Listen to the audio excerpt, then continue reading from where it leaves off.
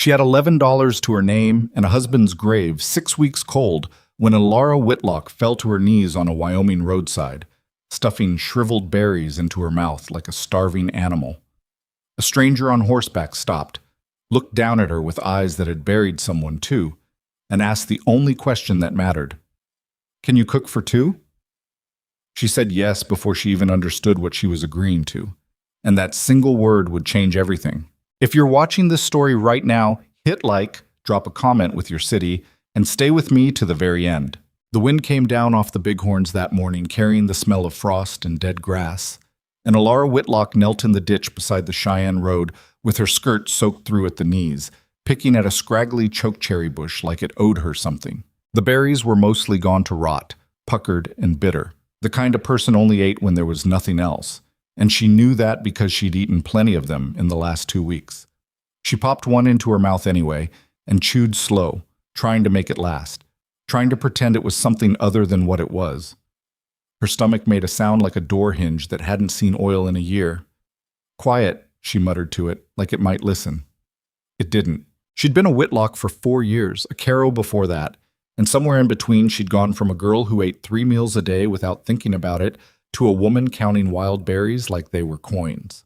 Thomas had been a decent man mostly, but decent men could still leave a mess behind them, and the mess Thomas Whitlock left was the kind that swallowed a house whole: gambling debts. A loan against the land she didn't even know existed until the bank man showed up with papers and a flat, apologetic mouth. Cattle sold off before she understood they were being sold. By the time the fever took Thomas in February, there wasn't much left to bury him with, let alone keep her fed through a Wyoming spring that didn't care one way or another whether she lived through it. She'd sold the bed, sold her mother's silver, what little there was of it, sold the good boots and kept the bad ones, because at 26 years old, dignity turned out to be a thing you could ration same as flour, and she was rationing hers down to the last spoonful. A horse's hooves came up slow behind her on the road, and Alara's spine went straight as a fence post. She didn't turn around right away. She'd learned that much in 6 weeks of walking roads alone. You didn't show a stranger your face full of fear, even when the fear was honest. "Ma'am." The voice was low and rough, like gravel under a wagon wheel, not unkind exactly, just worn down to its essentials. She turned her head. The man on the horse was maybe 10 years older than her, broad through the shoulders in a way that came from work and not from food, with a face that had spent too many years squinting into weather. His hat brim was cracked. His coat had a tear at the elbow somebody had stitched with the wrong color thread. He sat his horse like a man who'd rather be anywhere else than talking to a stranger on a roadside, but here he was anyway. "Morning," Alara said, and she heard how thin her own voice sounded, like paper. He didn't say good morning back.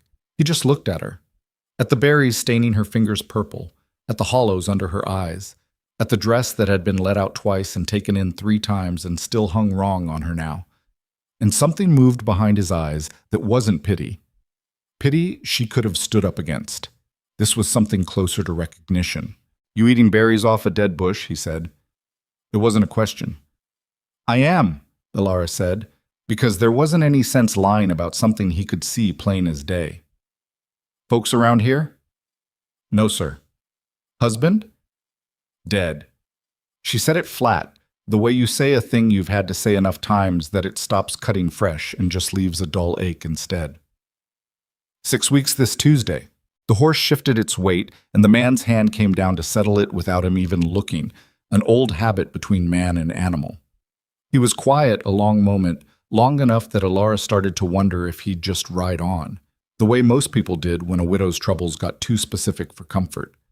Instead, he said, "Can you cook for two?" Alara blinked. Of all the questions she might have expected, "Where are you headed? Do you need money? Does anybody know you're out here?" That one hadn't crossed her mind at all. "I beg your pardon?" "Cook," he said again, like maybe she hadn't heard him the first time. "For 2 men, 3 some days, when the hands come up from the south pasture for dinner instead of taking it cold. You know how to cook, or are you just good at picking berries off a half-dead bush?" There was something in the way he said it, not cruel but not soft either, that made her want to laugh, which surprised her because she hadn't laughed in 6 weeks and didn't much feel like she had it in her anymore. "I can cook," she said. "I kept a house for 4 years. I can do more than cook, if it comes to that. It might. He looked at her a second longer, like he was doing arithmetic in his head and not liking every number he was finding. Name's Garrick Hale. I've got a ranch 11 miles north of here, off the Two Forks Road. Lost my cook in the fall. She went back east to live with her sister, and good for her, but it's left my hands eating burnt beans and worse, and it's left me doing it myself most nights, which nobody should have to suffer through, including me. He paused. I'm not offering charity, ma'am. I'm offering work. Bed in the kitchen loft, food, and $4 a week if you're worth your salt, which I won't know till I taste your cooking. Mom, this isn't some munchiprat. Alara stood up slow, her knees stiff from kneeling in the cold ditch, and brushed the worst of the dirt off her skirt, which didn't do much good since the dirt had soaked through to begin with. I'm worth my salt, she said. That's what they all say. Most of them are probably lying. I'm not. She lifted her chin, even though it cost her something to do it, even though her legs were shaking just a little from standing too fast on an empty stomach. Mr. Hale, I buried my husband 6 weeks ago, and I have walked from Laramie because I couldn't afford the stage, and I have eaten things off bushes that I wouldn't have fed a hog a year back. And I am telling you plain, I will cook better than any woman you've had in that kitchen, and I will do it because I have got nothing left to lose by trying. He looked at her for a long moment, and something in his weathered face shifted, just slightly, like a door easing open a crack. Well, he said, get up here then. 11 miles is a long walk on an empty stomach, and I'm not in the habit of making widows walk behind my horse like it's the Roman Empire. It took her a second to understand he meant for her to ride with him, and another second after that to feel the absurdity of it. A strange man on a strange road offering a strange woman a horse. But she was too hungry and too tired and too far past caring about what was proper to argue. She let him pull her up behind him, settling sideways on the horse's broad rump with one hand gripping the back of the saddle, and they started north. They rode in silence for the better part of a mile before Alara spoke again. What happened to your wife? She felt him go still in front of her, just for a moment, the way a man goes still when somebody touches a bruise he thought had healed over. Who said I had one? You called your hands my hands, like a man used to running things alone, but you talk like somebody who used to have a kitchen with a woman in it, not just hired help. And you didn't ask if I had children, which most men would, before offering a stranger work and a bed under their roof. She paused. That's not an accusation, Mr. Hale, just an observation. He was quiet so long she thought he wasn't going to answer at all. Margaret, he said finally, 3 years back, difficult birth. The baby didn't make it either. His voice didn't shake when he said it, but it went flatter, like something pressed down hard on it from the inside. House has been quiet since. I'm sorry. Folks say that a lot. Doesn't change much. He shifted the reins in his hands. I don't talk about it, as a rule. You'll learn that quick enough if you stay. I'm not in the habit of prying, Alara said. I only asked because a woman ought to know what kind of house she's walking into. Fair enough. A pause. What kind of house do you think you're walking into? She considered the question seriously, the way she considered most things, turning it over before she answered. One that's forgotten what it's for, she said. A house is supposed to hold people together.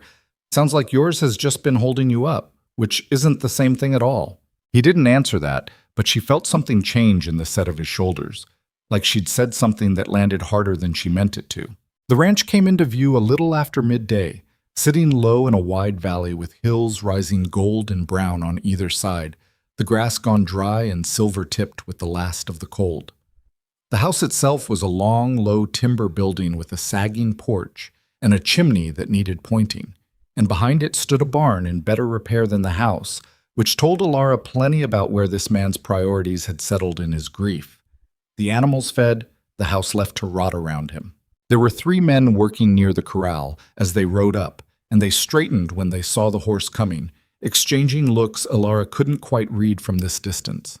That's Otis, the older one, Garrick said, nodding toward a stooped man with gray stubble and a limp he favored on the left side. Been with me longest. Don't mind his mouth, he means well even when he doesn't sound it. The one beside him's Cal, younger, talks too much, but he works harder than he talks, which is saying something. Third one's Birdie. Don't ask why we call him that. Even he doesn't remember anymore. And what should I call you? Alara asked. In front of them, I mean. Garrick's fine. I'm not a man who stands much on ceremony. He brought the horse to a stop near the porch and swung down, then turned and offered her his hand to help her off, which she took, her legs unsteady the moment her feet hit solid ground after 11 miles of riding sideways on a horse's rump. Otis ambled over first, squinting at Alara like he was trying to work out a puzzle. This the new cook? This is Alara Whitlock, Garrick said. She'll be cooking, yes. Widow Whitlock, Otis said like he was testing the words. Heard about the Whitlock place going under. Bad business, that. It was, Alara agreed, because there wasn't any sense pretending otherwise, not with a man who already knew. Cal, the younger one, looked at her with open curiosity, the kind young men get when something unexpected happens in a place where not much ever does. You really gonna cook for us? Last cook we had, no offense to her, couldn't make beans without burning the bottom of the pot. I won't burn your beans, Alara said.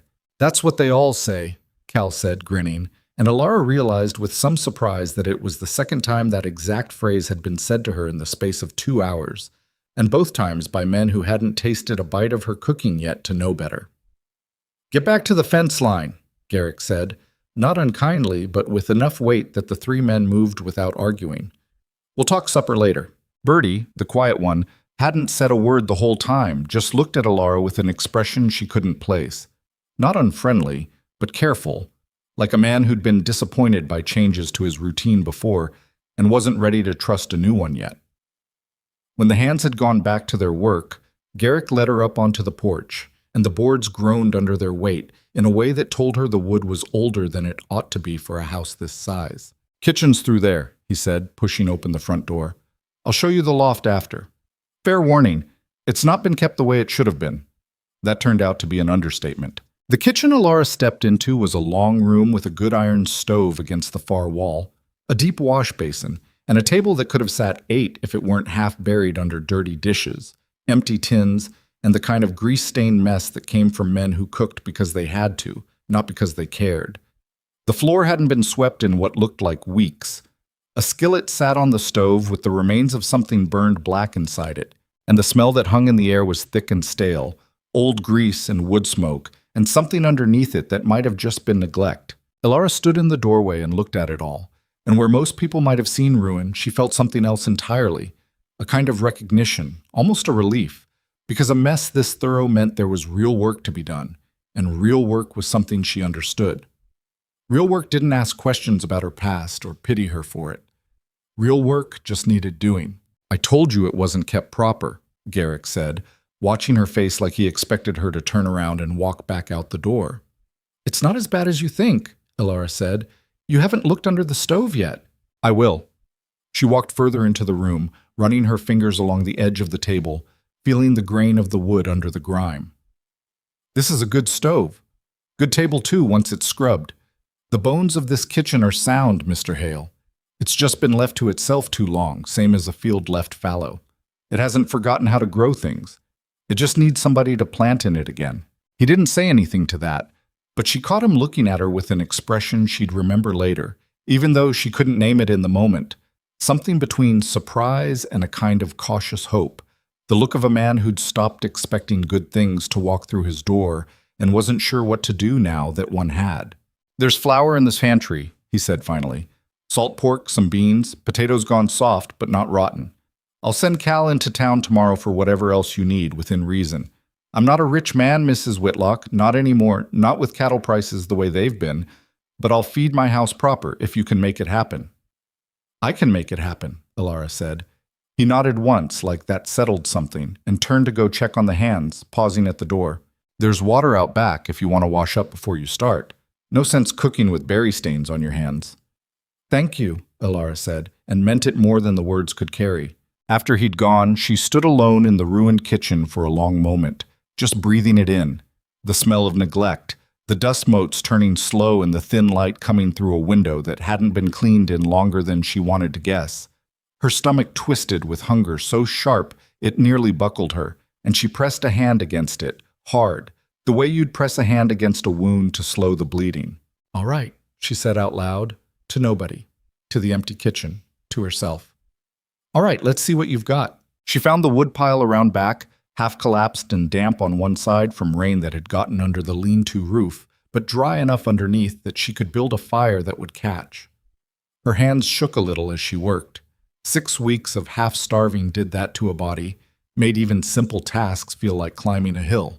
But she got the stove lit, and the warmth of it against her face felt like the first kind thing that had happened to her in longer than she wanted to admit. She scrubbed the skillet first, scraping the burned mess out with the edge of a knife, then set about the rest of the kitchen with the kind of focused, furious energy that came from a person who'd had nothing to control in her life for 6 weeks and had finally been handed something she could. By the time the sun started sliding west, the table was clear, the floor swept, and a pot of beans simmered on the stove with salt pork and a little of the wild onion she'd found growing stubborn near the back fence, the kind of thing most folks walked right past without noticing.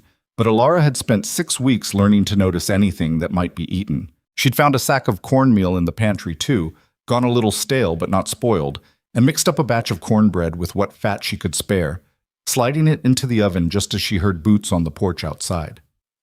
Garrett came in first, pulling off his hat, and stopped just inside the door. The change in the kitchen hit him visibly.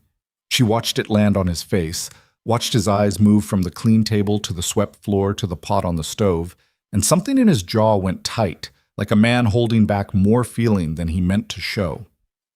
"You did all this since noon?" "I had motivation," Alara said, stirring the beans. Hunger does wonders for a person's pace.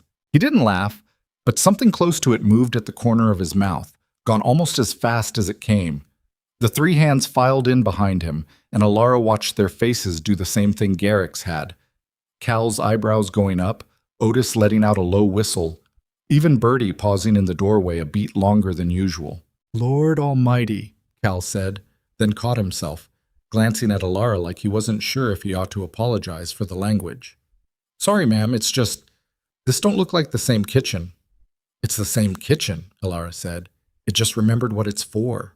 They sat down to eat, beans thick with salt pork and onion, cornbread still steaming when she cut it, and a jar of preserved peaches she'd found tucked in the back of the pantry that she figured nobody had thought to use because nobody had thought to look. She set the table the way her mother had taught her, even with mismatched plates and chipped cups, because the way a thing was presented mattered almost as much as what it was. And these men had been eating off bare boards and out of pots for longer than was good for anybody's spirit. The first bite of cornbread went around the table, and for a moment nobody said anything at all, which Alara understood after 6 weeks of hunger to be its own kind of compliment, the silence of men who were too busy eating to talk. "Ma'am," Otis said finally, around a mouthful, "I take back every doubting thing I thought when Garrick rode up with a stranger on the back of his horse." "You doubted me?" "I doubt everybody till they prove different," Otis said. "It's kept me alive this long." "Fair enough," Alara said, and found herself almost smiling, the muscles in her face working at something they hadn't done in weeks. Cal had gone quiet in the way of a young man eating like he hadn't in days, which maybe he hadn't, given what Garrick had said about burnt beans. Bertie ate slower, more careful, but Alara noticed he went back for a second piece of cornbread before anyone else had finished their first, which told her plenty without him saying a word. Garrick ate without much comment, but she caught him watching the table once or twice. Not her exactly, but the whole scene of it, the 4 people gathered around food that had been cooked with care, like he was looking at something he'd forgotten was possible. After supper, while the hands went back out to check the stock before full dark, Garrick lingered a moment in the kitchen doorway. $4 a week isn't much," he said. "Not for what you did today." "It's more than I had this morning," Alara said, scraping the last of the dishes into the basin. "I'm not in a position to argue wages, Mr. Hale, and I wouldn't even if I were. A bed and honest work is worth more to me right now than money." Still, he turned his hat over in his hands, an old habit she'd come to learn later, something he did when he was working up to saying a thing that didn't come easy. "You did good work today. Better than good. I want you to know I noticed it."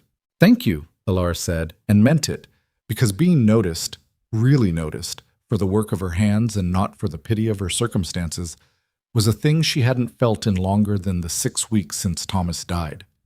If she was honest with herself, it had been longer than that. Thomas had never much noticed what she did. Not toward the end. Not once the debt started piling up. and his mind went somewhere dark and far away from the house they shared. "Loft's up that ladder," Garrick said, nodding toward the corner of the kitchen. "Small, but it's dry, and it's got a window that catches the morning sun. I'll have Cal bring up some blankets." "I'll manage," Alara said. "I've managed worse." He looked at her for a moment, that same careful look from the road, like he was still doing arithmetic he didn't like the answer to. "I imagine you have."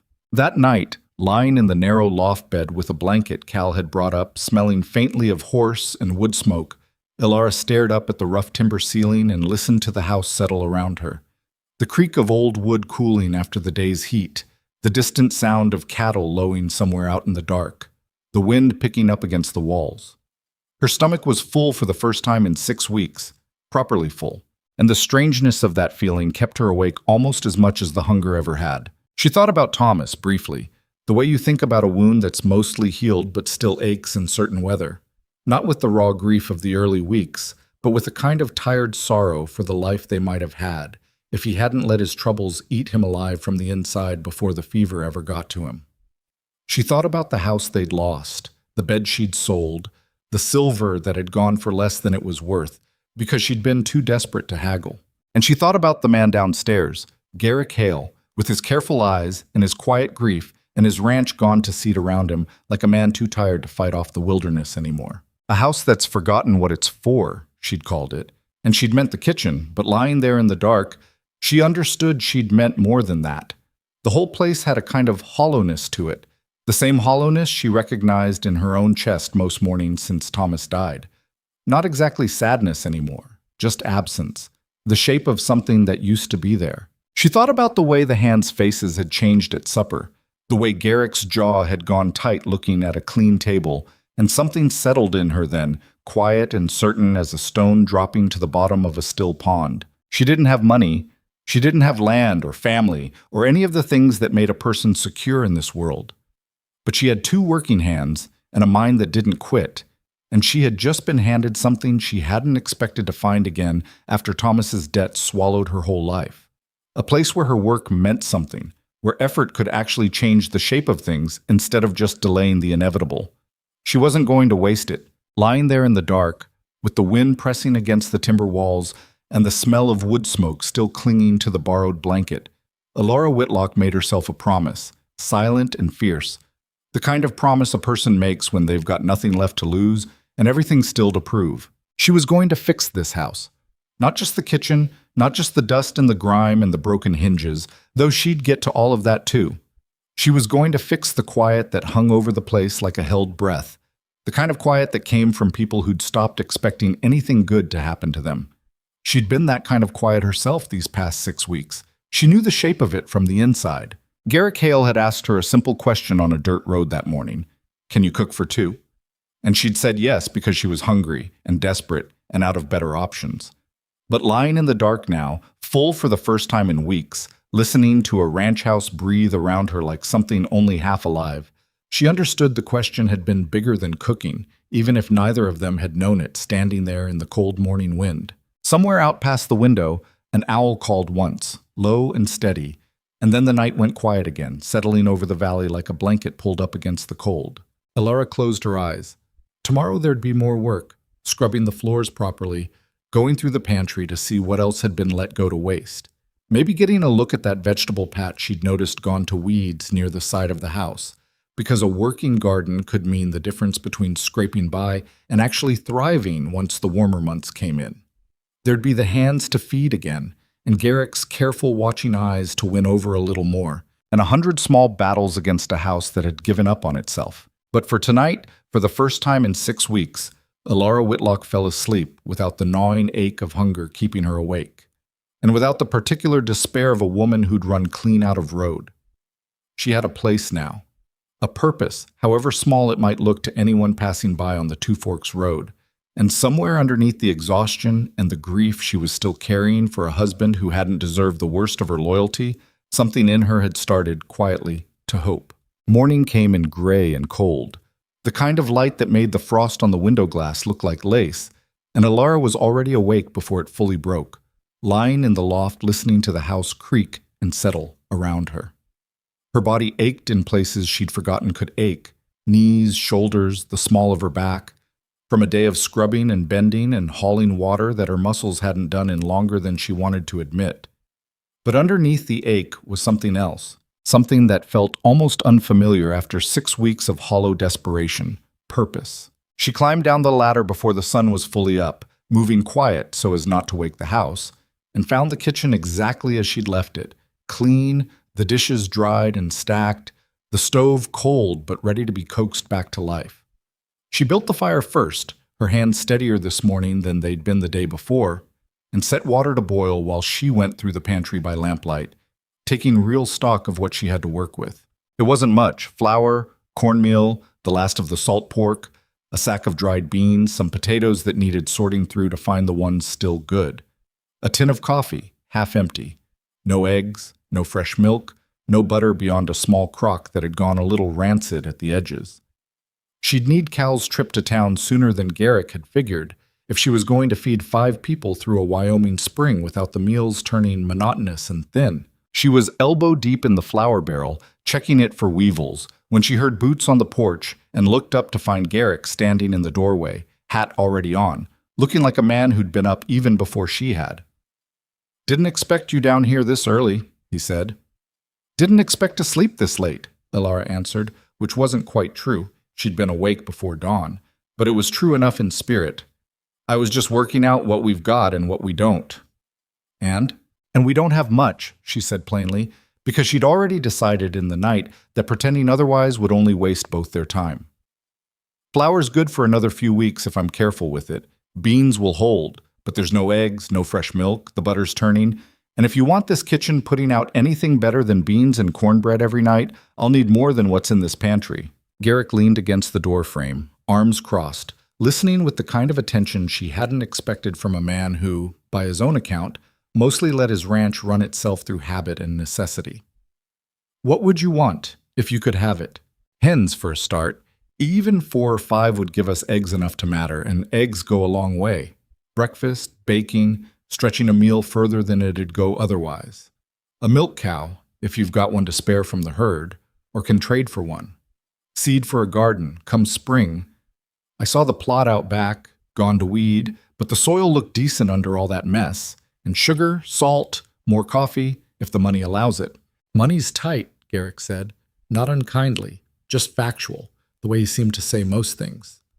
"Cattle prices have been low 2 years running. I'm not destitute, but I'm not flush either, and I won't pretend otherwise to you." "I'm not asking you to spend what you don't have," Elara said. "I'm telling you what would make this house run better, and you can decide for yourself what's worth doing now and what waits.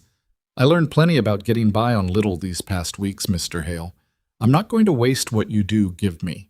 He studied her a moment, and something in his face shifted, the same careful, assessing look she'd seen on the road. "Hens, I can manage," he said finally. "There's a fella 2 miles east, Dunmore, keeps more chickens than he knows what to do with. I'll ride over, see what he'll trade.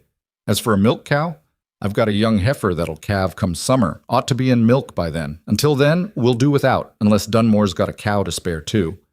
"That's more than fair," Elara said.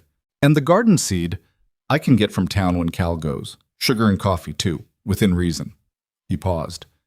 "You drive a hard bargain for a woman who told me yesterday she wasn't in a position to argue."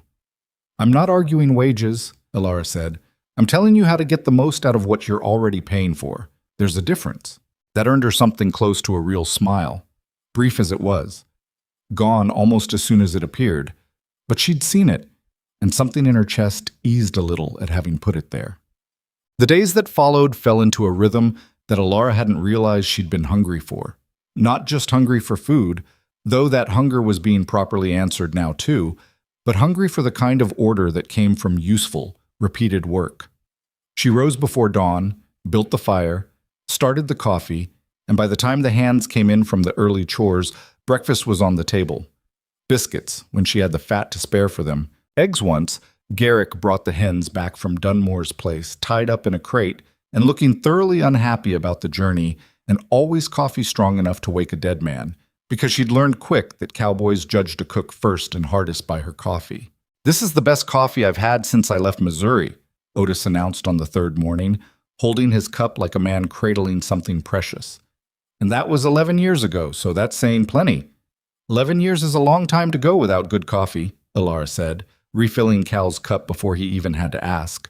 11 years is a long time to do a lot of things, Otis said, and there was something in the way he said it that made Alara wonder what particular things he meant. But she didn't ask, because she'd learned already that a ranch full of men carried its history close and didn't hand it out easy. Cal, for his part, had taken to lingering in the kitchen longer than strictly necessary most mornings, finding reasons to ask Alara questions about cooking, about Missouri, about anything at all, in the eager way of a young man who'd grown up around rough company and wasn't quite sure how to talk to a woman who treated him like a person worth talking to instead of just another mouth to feed. "How'd you learn to cook like this?" he asked one morning, watching her work the dough for biscuits with quick, practiced hands. "My mother taught me," Alara said. "And then I taught myself the rest, out of necessity, same as most things a person learns properly. You don't really know how to cook until you've had to make a little bit of nothing stretch into a meal for people who are counting on you. You make it look easy." "It isn't," Alara said, "but there's no use making everyone around you suffer through watching you struggle at it. A kitchen runs better when the person in it looks like she knows what she's doing, even on the days she's not so sure." Cal turned that over for a moment, chewing on it the way he chewed on most things she said to him, slow and thoughtful in a way that didn't match the easy chatter he usually offered. "That's good advice for more than cooking, I reckon." "Most good advice is," Alara said, and set the biscuits in to bake. Bertie remained the hardest of the three hands to read, quiet through most meals, careful in the way he watched the kitchen change around him, like a man waiting to see if the good thing in front of him was going to last or vanish the way good things sometimes did. It was nearly 2 weeks before he said more than a few words to her at once, and when he finally did, it came almost sideways while she was hanging wash on the line and he was walking past with a coil of rope over his shoulder. "You sing while you work," he said, stopping a few feet off. Alara paused, a wet shirt half pinned. "I didn't realize I did." "You do. Quiet, mostly. Don't think you notice you're doing it." Bertie shifted the rope on his shoulder. "My mother used to do the same. Hummed when she was canning, mostly. Haven't heard anybody do that around here in a long while." "Is that a complaint?" "No, ma'am." He almost smiled, the corner of his mouth twitching upward before settling back into its usual careful stillness. "It's a good thing to hear again. That's all I meant."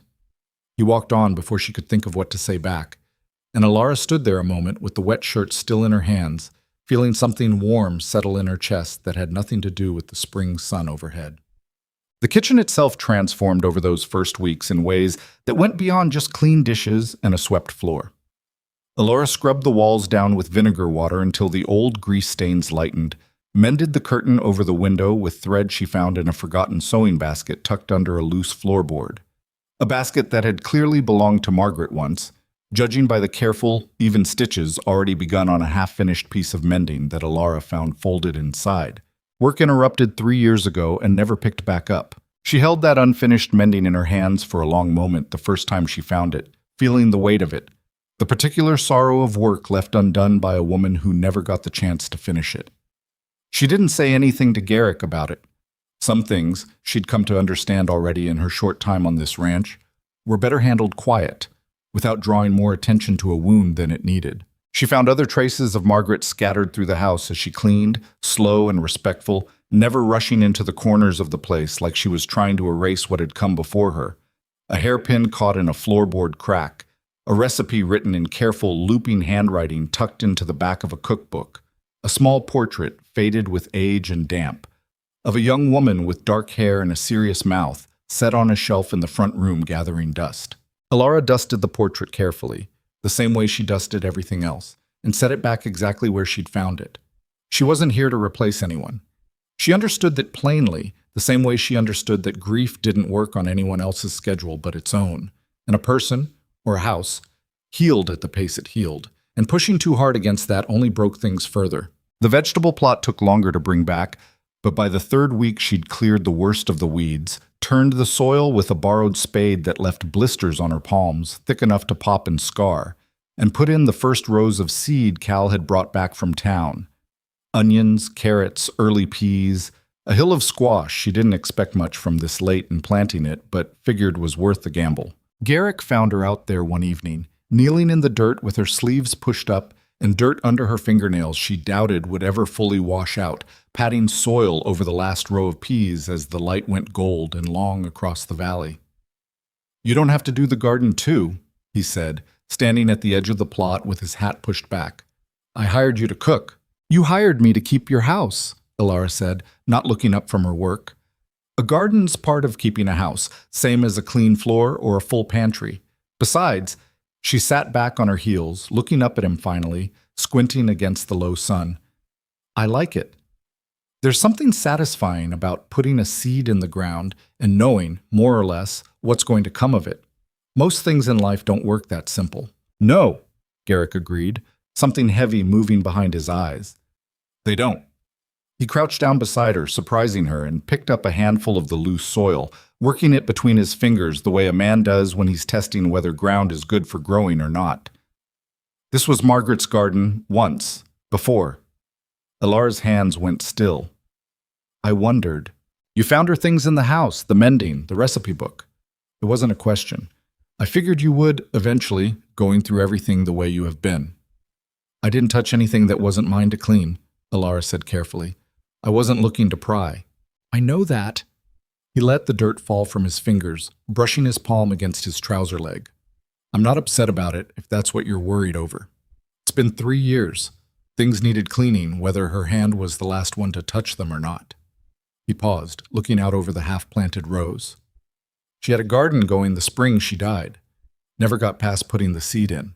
I let it go fallow after, couldn't bring myself to touch it, and it just sat there going to weed every year since, like some kind of—" He stopped, like he wasn't sure how to finish the thought or wasn't sure he wanted to. "Like a wound you kept picking at without meaning to," Ilara offered quietly. He looked at her, something raw moving across his face for just a moment before he got it back under control. "Something like that." "I'm not trying to erase her," Ilara said, "out here or in the house. I want you to know that.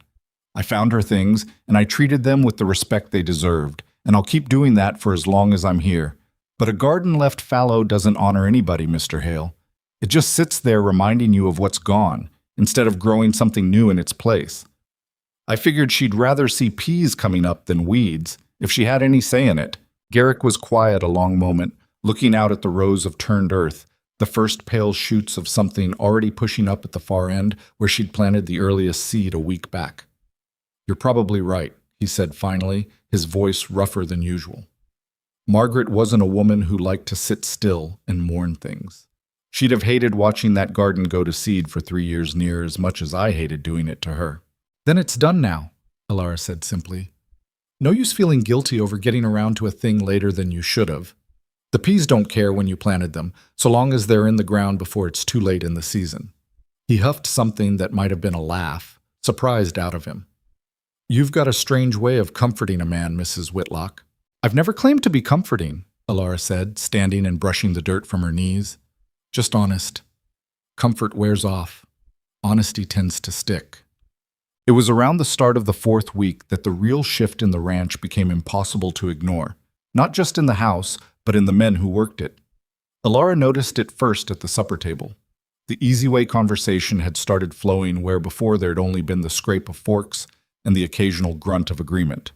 Otis had taken to telling stories about his years in Missouri, each one a little taller than the last, and Cal had started arguing back at him good-naturedly instead of just listening in silence, the two of them going back and forth about whether a man could really wrestle a bear the way Otis claimed to have done once, with Bertie occasionally throwing in a dry comment that landed harder for how rarely he spoke at all.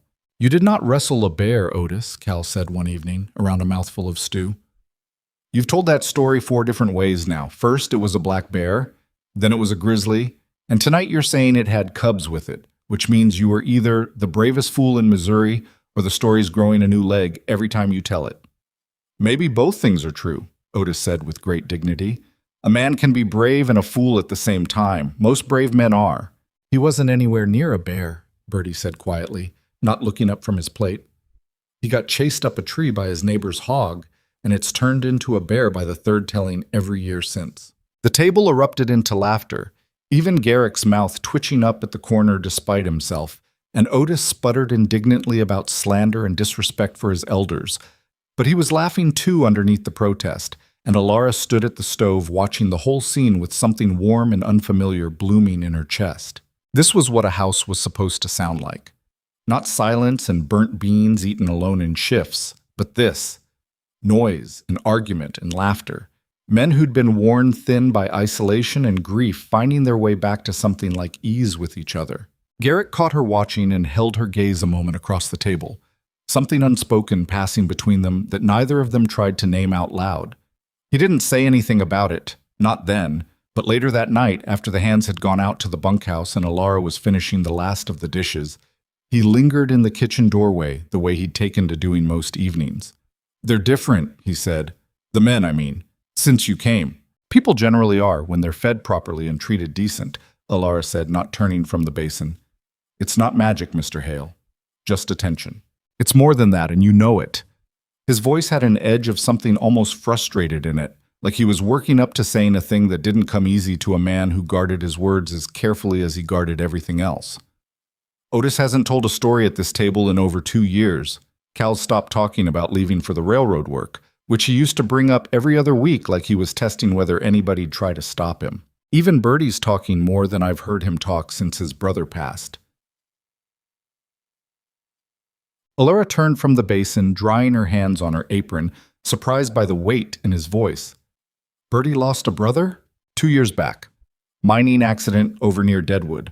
Bertie was the one who had to write the letter home to their mother on account of he was the only one of them who could write proper. Hasn't been the same since, not till lately." Garrick rubbed a hand over his jaw, tired in a way that went deeper than the day's work. "Point is, you've done something to this place that I haven't been able to do in 3 years of trying, or not trying, mostly, if I'm honest about it. I stopped trying a long while back, just kept the cattle fed and let the rest of it go." "You were grieving," Alara said, not unkindly. "There's no shame in that. A person can only carry so much before something has to be set down, even if it's the wrong thing to set down. Maybe." He looked at her a long moment, something working behind his eyes that she couldn't quite read. "I want to thank you properly. Not just the wages. For..." He gestured vaguely at the kitchen, the house, the whole transformed shape of the place. "All of it. I didn't know how much I'd let slip till I watched you bring it back." "You don't need to thank me," Alara said, though something in her chest ached pleasantly at the words anyway. "I'm doing the work I'm paid to do. You're doing a great deal more than the work you're paid to do, and we both know it." He said it plainly, no room for argument in his tone, and Alara found she didn't have one to offer anyway. "Then you're welcome," she said simply. "For whatever it's worth." "It's worth plenty," Garrick said, and there was something in the quiet certainty of his voice that stayed with her long after he'd gone out to check the stock one last time before bed. The weeks rolled forward into proper spring, the hills around the ranch going from brown to a tentative green, the garden coming up in earnest rows that Alara checked every morning with something close to pride, watching the first true leaves unfurl on the pea plants, the carrot tops feathering up out of the dark soil. The hens Garrick had traded for settled into a coop Cal built for them out of scrap lumber, and within a few weeks Alara had eggs enough to bake properly, which opened up the kitchen to things she hadn't been able to manage before. A real cake for Otis's birthday, which left the old man so flustered with gratitude he had to leave the table for a minute to collect himself, claiming dust in his eye, though there wasn't a speck of dust anywhere near the freshly scrubbed kitchen. Garrick, for his part, had started coming in earlier some evenings, not lingering by the door the way he had those first weeks, but sitting at the table while Alara finished the last of the cooking, sometimes talking, sometimes just sitting in a silence that had stopped feeling heavy and started feeling something closer to companionable. "You ever think about going back east?" he asked one evening, turning his coffee cup slow between his hands. "Family, maybe. Somewhere that isn't quite so much work for a body." "No family worth going back to," Alara said. "My mother passed when I was 19. Father remarried a woman who never much cared for me, and I haven't spoken to either of them in years. Thomas was supposed to be my family, and look how that turned out." She said it without much bitterness, just plain fact, the way she'd learned to say most hard things by now. "No, Mr. Hale, there's nothing back east for me. Whatever I've got now, I've got to build it from here." "Garrick," he said. She looked up from the stove. What? You keep calling me Mr. Hale. Feels strange considering you've been living under my roof going on a month now, cooking my meals, fixing my garden, mending my hands' spirits better than I managed in years of trying. He said it without much weight, just an observation, but something in it landed differently than his usual careful, measured speech. Garrick's fine. All right, Ilara said, testing the name out loud for the first time. Garrick. Something passed between them in that moment, brief and unspoken. The kind of thing that didn't need naming to be felt all the same. Ilara turned back to the stove before it could grow into something neither of them was ready to examine too closely, and Garrick cleared his throat and asked about supper, and the moment folded itself away into the ordinary rhythm of the evening. Though it didn't disappear entirely, it just settled somewhere quiet, waiting. It was near the end of that 4th week that the first real trouble showed itself, though Ilara didn't recognize it for what it was at the time. Just a letter that came up from town with the supplies Cal brought back, addressed to Garrick in a careful, official hand, the kind of handwriting that belonged to men who dealt in numbers and not in cattle or crops. She watched Garrick read it at the table after supper, watched his face go still and then tight in a way she hadn't seen since that first morning on the road, when he'd asked about her husband and she'd watched something old and tired move behind his eyes. Bad news? She asked, when the silence had stretched long enough that even Otis had stopped his usual chatter, glancing between Garrick and the letter with a kind of weary recognition, like he'd seen this particular shape of bad news before. Bank, Garrick said, folding the letter back along its creases with more care than the moment seemed to call for, like handling it gently might somehow lessen what it said. Loans coming due end of summer. They want to know my plans for repayment, given how the cattle market's been running. How bad is it? Ilara asked, because she'd learned by now that there wasn't much sense dancing around hard questions with this man. He answered better to plain talk than to softened edges. Garrick was quiet a moment, weighing how much to say, and Ilara understood that hesitation too. A man used to carrying his troubles alone, not used to having someone at the table who might actually want to share the weight of them. Bad enough, he said finally. I took a loan against the ranch 2 years back when the winter killed off near a third of my herd, and I needed seed money to rebuild the numbers. Prices were supposed to recover by now. They haven't. Not enough, anyway. He rubbed a hand over his face, looking older in that moment than Ilara had seen him look yet. I've got cattle enough to sell come fall, but at these prices, I'm not sure it covers what I owe, not with the interest piling on top of it. What happens if it doesn't cover it? Then the bank takes the difference out of the land, Garrick said flatly. That's how these things work. I lose acreage, maybe enough of it that what's left isn't worth running cattle on at all. Or I lose the whole thing outright, depending on how generous they're feeling, which from this letter doesn't sound like much. The table had gone quiet. Even Cal's usual restless energy stilled into something solemn, and Ilara felt the weight of the news settle over the kitchen like a fog rolling down off the hills. The same hollow dread she recognized from her own months of watching Thomas's debts swallow everything they'd built together, piece by piece, until there was nothing left but a grave and a road and a handful of shriveled berries. She wasn't going to let that happen here. Not without a fight, anyway. The thought arrived in her chest fully formed and certain, surprising her with its intensity. There's time before end of summer, she said, keeping her voice steady, practical, the way she'd learned to keep it through her own worst months. Months yet. That's time enough to figure something. Figure what? Garrick said, and there was an edge of real bitterness in it now, the first she'd heard from him. I've been running this ranch 8 years. I know cattle and I know land, and I'm telling you, there's no figuring your way out of a market that's run dry.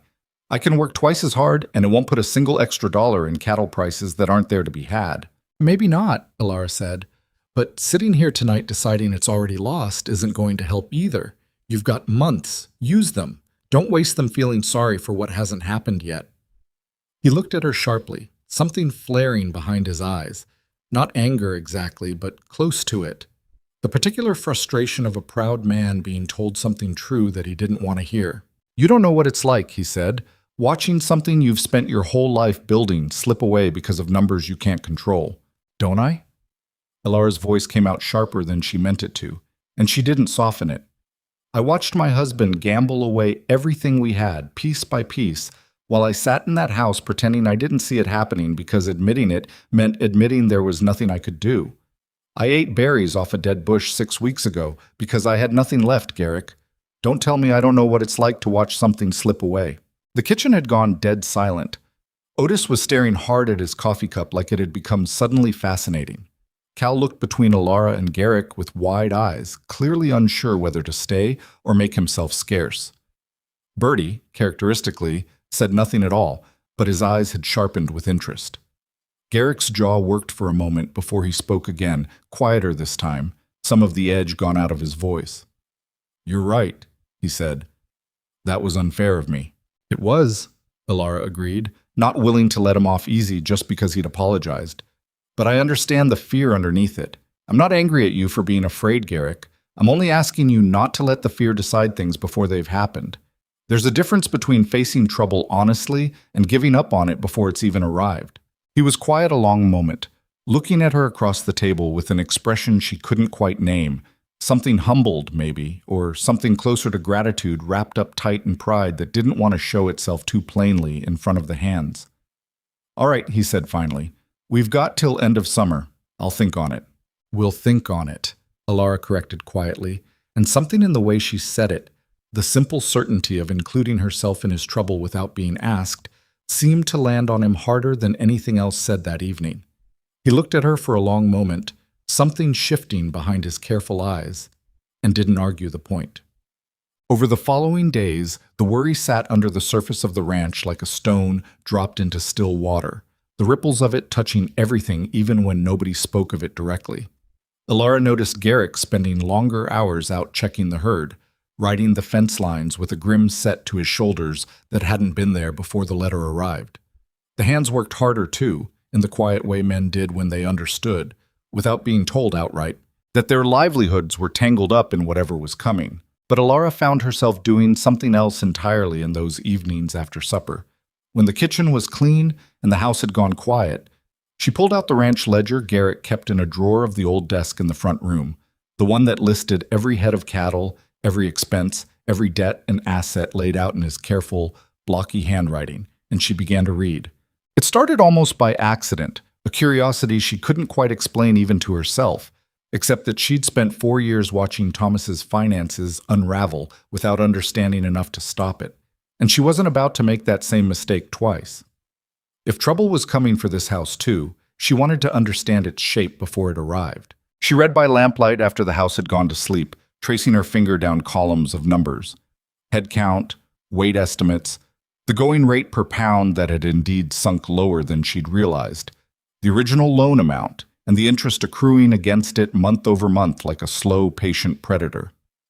She didn't understand all of it at first, but she had a sharp mind for numbers, always had. Even back when Thomas used to wave away her questions about their own finances with a careless hand, telling her not to trouble herself over things she wouldn't understand anyway. She'd understood plenty in the end, just too late to do anything about it. This time she promised herself, turning another page of Garrick's ledger by the low lamp flame, she'd understand it early enough to matter. She found Garrick in the kitchen one such evening, near a week after the letter had arrived, standing at the window looking out at the dark shape of the barn against the moonlit hills, a cup of coffee gone cold in his hand. "Can't sleep?" she asked, setting down the ledger she'd carried with her, not bothering to hide what she'd been doing with it. He glanced at the book in her hands, something flickering across his face. Surprise, maybe, or something closer to discomfort at having his private trouble examined so closely by someone who, a month ago, had been a stranger eating berries off a roadside bush. "You've been reading my books," he said, not quite an accusation, but close to one. "I have," Alara said plainly, refusing to apologize for it. "I told you I wasn't going to sit here doing nothing while trouble came for this house. I meant it." "And what have you found, going through my numbers?" There was an edge in his voice, pride bristling at the intrusion, even as something else underneath it, curiosity, maybe, or a tired kind of hope, seemed to be waiting for her answer despite himself. "I found that you're a careful record keeper," Alara said. "Every head counted, every dollar spent. That's good. It means there's nothing hidden in here, no surprises waiting to bite you that you haven't already accounted for." She paused. "I've also found that you've been underselling yourself for longer than the bank's been pressing you, Garrick. There's cattle in this ledger you've been counting at low estimates, the the kind of conservative numbers a careful man writes down when he's preparing for the worst. That's not a bad habit, but it might be hiding something from you too. He turned from the window to look at her properly now, his tired eyes sharpening with real attention. What do you mean? I mean, I think you've got more cushion in this herd than you've let yourself believe, Alara said. But I'd need more time with these numbers to be sure of it. And I'd need to look at the herd itself, not just the page. She held his gaze steady. Will you let me? He studied her for a long moment, the kitchen quiet around them, but for the soft tick of the cooling stove, the distant call of some night bird out past the dark fields. Whatever pride had bristled in him a moment before seemed to settle, replaced by something more careful, more considering. The look of a man weighing a stranger's offer against his own exhausted certainty that there was nothing left to be done. All right, he said finally, his voice low and rough in the quiet kitchen. Look all you want, Alara. God knows I haven't found a way through this on my own. She didn't correct the small slip of familiarity in his words. The way her name came out of his mouth, instead of the formal address he'd kept to mostly until now. She only nodded, picking the ledger back up, already turning over numbers in her mind, already feeling the same fierce, focused determination that had carried her through scrubbing a ruined kitchen back to life, now turning itself toward a harder problem entirely. Outside, the wind moved soft across the dark hills, carrying with it the first real warmth of the coming season, and somewhere in the bunkhouse a dog barked once and went quiet again. The ranch slept on around them, unaware yet of the storm gathering on the horizon of summer's end, and unaware too of the quiet, careful war already beginning in a lamplit kitchen between a tired rancher's fear and a young widow's stubborn refusal to watch one more home slip away from her without a fight. The next morning, Alara was up before the sun again, but this time she didn't go straight to the stove.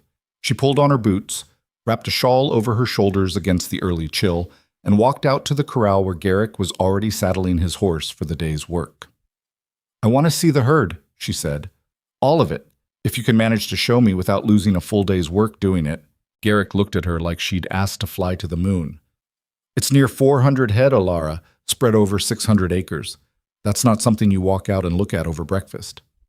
Then show me what you can, she said. Start with whatever's closest. I want to understand what I'm working with before I go telling you what I think your numbers are hiding. He studied her a long moment, the same careful weighing look she'd come to recognize, and then, without much more argument, he held out his hand to help her up onto the second horse Cal had saddled for the morning's work, a sturdy bay mare, gentle enough for a rider out of practice. They rode out together into a morning gone soft gold with new light, the grass still wet with dew, and Garrick showed her the herd in sections. The main body grazing the lower pasture, calmer and slower moving than she'd expected, the calves born that spring sticking close to their mothers, the older steers held separate in a smaller fenced section nearer the barn. These 11, Garrick said, gesturing toward the smaller group as they rode past. I've been keeping back from the main count. They came in undersized last fall, off a neighboring spread that sold out and scattered its herd cheap. I picked them up for next to nothing, figuring I'd fatten them through winter and sell come spring, but they never quite caught up to where I wanted them. I've mostly written them off as a loss in my numbers. Figured they wouldn't bring much at market, not worth counting on. Alara reined her horse in, looking at the 11 steers grazing in their separate pen, and something in her chest went very still and very alert. How long have they been here? Since October. And what have they been eating? Garrick shrugged. Same as the rest. Grass, mostly. What hay we could spare through the worst of winter. No, Alara said slowly, a memory surfacing, sharp and sudden. Not just that. I've been feeding the kitchen scraps to the hogs all winter, same as you'd expect, but I started splitting it back in January. Sour milk, vegetable peelings, the leftover mash from the mornings I made porridge, the spoiled grain I cleared out of the pantry that first week. I didn't think much of it at the time, just didn't want to waste anything. And Cal mentioned there were some steers held back near the barn that could use the extra, so I had him carry the scrap bucket out there most mornings instead of straight to the hog pen. Garrick was staring at her now, something working behind his eyes. You've been feeding my steers since January and never said a word? It didn't seem worth mentioning, Alara said, feeling suddenly foolish, though something in her gut told her it mattered more than she'd realized at the time. It was scraps, Garrick. Leftover food that would have gone to the hogs anyway. I didn't think it was anything worth reporting on. He swung down off his horse without another word and walked into the pen, moving among the 11 steers with the practiced hands of a man who'd spent his whole life judging cattle by sight and touch, running a hand along flanks, checking weight and muscle the way Alara had seen him do with the rest of the herd on their ride out. She watched his face change as he worked through the group, surprise giving way to something sharper, more focused. "These aren't undersized anymore," he said, almost to himself. "These have put on weight steady since winter. Real weight, not just water and grass bloat. This one," he ran a hand along the back of a particularly solid-looking steer near the fence. "This one's near as heavy as anything in my main herd, and I'd written him off as a runt back in October." "Is that good?" Alara asked, though she suspected she already knew the answer from the way his voice had changed. "It's better than good." Garrett climbed back through the fence rail, his expression caught somewhere between disbelief and the first real spark of hope she'd seen on him since the letter arrived. "I had these counted as a loss, Alara. Wrote them off in the books as cattle not worth bringing to market. Figured I'd sell them cheap to whoever'd take them just to clear the feed cost off my hands. But if they've actually fattened up the way they look like they have..." He stopped, doing arithmetic in his head, his lips moving slightly the way a man does when he's working through numbers that matter more than he wants to say out loud yet. "How much," Alara said, "are 11 steers like that worth at current prices?" "Depends on the final weight when we bring them in, but if they're carrying what I think they're carrying," he looked at her, something almost wild behind his careful eyes, "it could be close to $400, maybe more, if the market holds steady through the summer." Alara felt her pulse pick up. She didn't know the full shape of the debt yet, hadn't seen the exact figure in the letter, but she knew enough from the worry that had hung over the kitchen table all week to understand that $400 wasn't nothing. It might not be everything, but it was something real, something that hadn't existed in his accounting a week ago, and something that had grown, quietly and unnoticed, out of nothing more than a widow's stubborn refusal to waste good food. "We need to recount the whole herd," she said, "properly. Not your conservative estimates, Garrick. Actual weights, actual numbers. The real shape of what you've got out here instead of what you've been telling yourself to brace for the worst." "That'll take days," he said. "Cal and Bertie and Otis will need to help drive sections in for proper weighing." "Then we start today," Alara said, already turning her horse back toward the house, her mind racing ahead to the ledger waiting in the front room desk drawer. "We've got months yet before the loan comes due. Let's not waste a single one of them assuming the worst before we've actually counted what's real." The recount took the better part of 2 weeks, worked in alongside the regular demands of the ranch, the hands driving small sections of the herd in from the far pastures each day to be properly weighed and tallied while Garrick and Alara worked through the numbers each evening at the kitchen table. The ledger spread open between them alongside sheets of scrap paper where Alara had begun keeping her own running calculations. It became, almost without either of them planning it, a kind of nightly ritual. The hands gone to the bunkhouse, the dishes cleared, a lamp burning low between them while they bent over columns of figures together, Garrick calling out weights and counts, while Alara worked the sums with a quick, sure hand that surprised him more each evening. "You're fast with numbers," he said one night, watching her tally a column of weights into a total without so much as pausing to check her work twice. "I kept Thomas's accounts for the first 2 years we were married," Alara said, not looking up from the page. "Before he decided I didn't need to trouble myself with it anymore. I was good at it, better than him, if I'm honest, though that wasn't a hard standard to clear." She finished the column, set down her pencil. "He stopped letting me near the books right around when things started going wrong. I used to think it was kindness, him not wanting to burden me with worry. Took me a long while to understand it was the opposite. He didn't want me seeing how bad it had gotten, because seeing it would have meant admitting it to himself too." Garrick was quiet a moment, watching her in the lamplight. That must have been a hard thing to live through. Knowing something was wrong, and not being let close enough to see how wrong. "It was," Alara said simply. "Which is why I'm not going to let it happen again. Not with my own house, and not with yours either, while I'm under your roof and able to do something about it." She looked up at him then, something steady and certain in her gaze. "You're going to see every number, Garrick. Every count, every estimate, every bit of trouble or hope this herd is carrying. I won't have you finding out too late the way I did. Something passed across his face. Gratitude, maybe. Or something that ran deeper than gratitude, harder to name in the quiet, lamplit kitchen. He didn't say anything for a moment, just looked at her with an expression that made her own breath catch slightly before he cleared his throat and pulled the ledger back toward himself, the moment folding away into the practical work of the evening once more. By the time the recount finished, the numbers told a story different from the one Garrick had been carrying in his chest for weeks.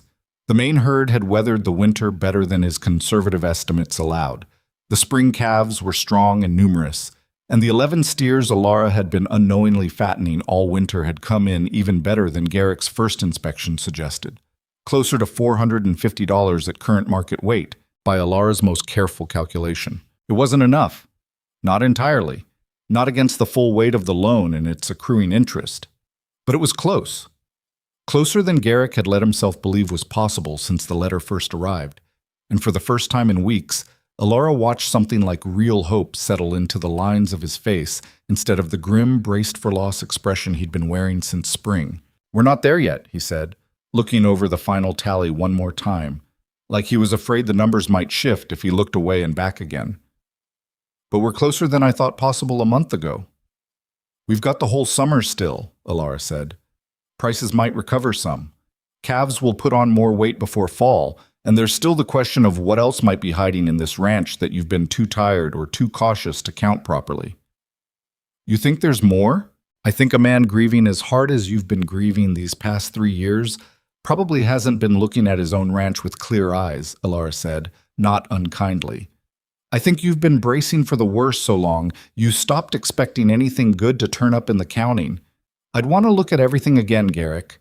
Every corner, just to be sure."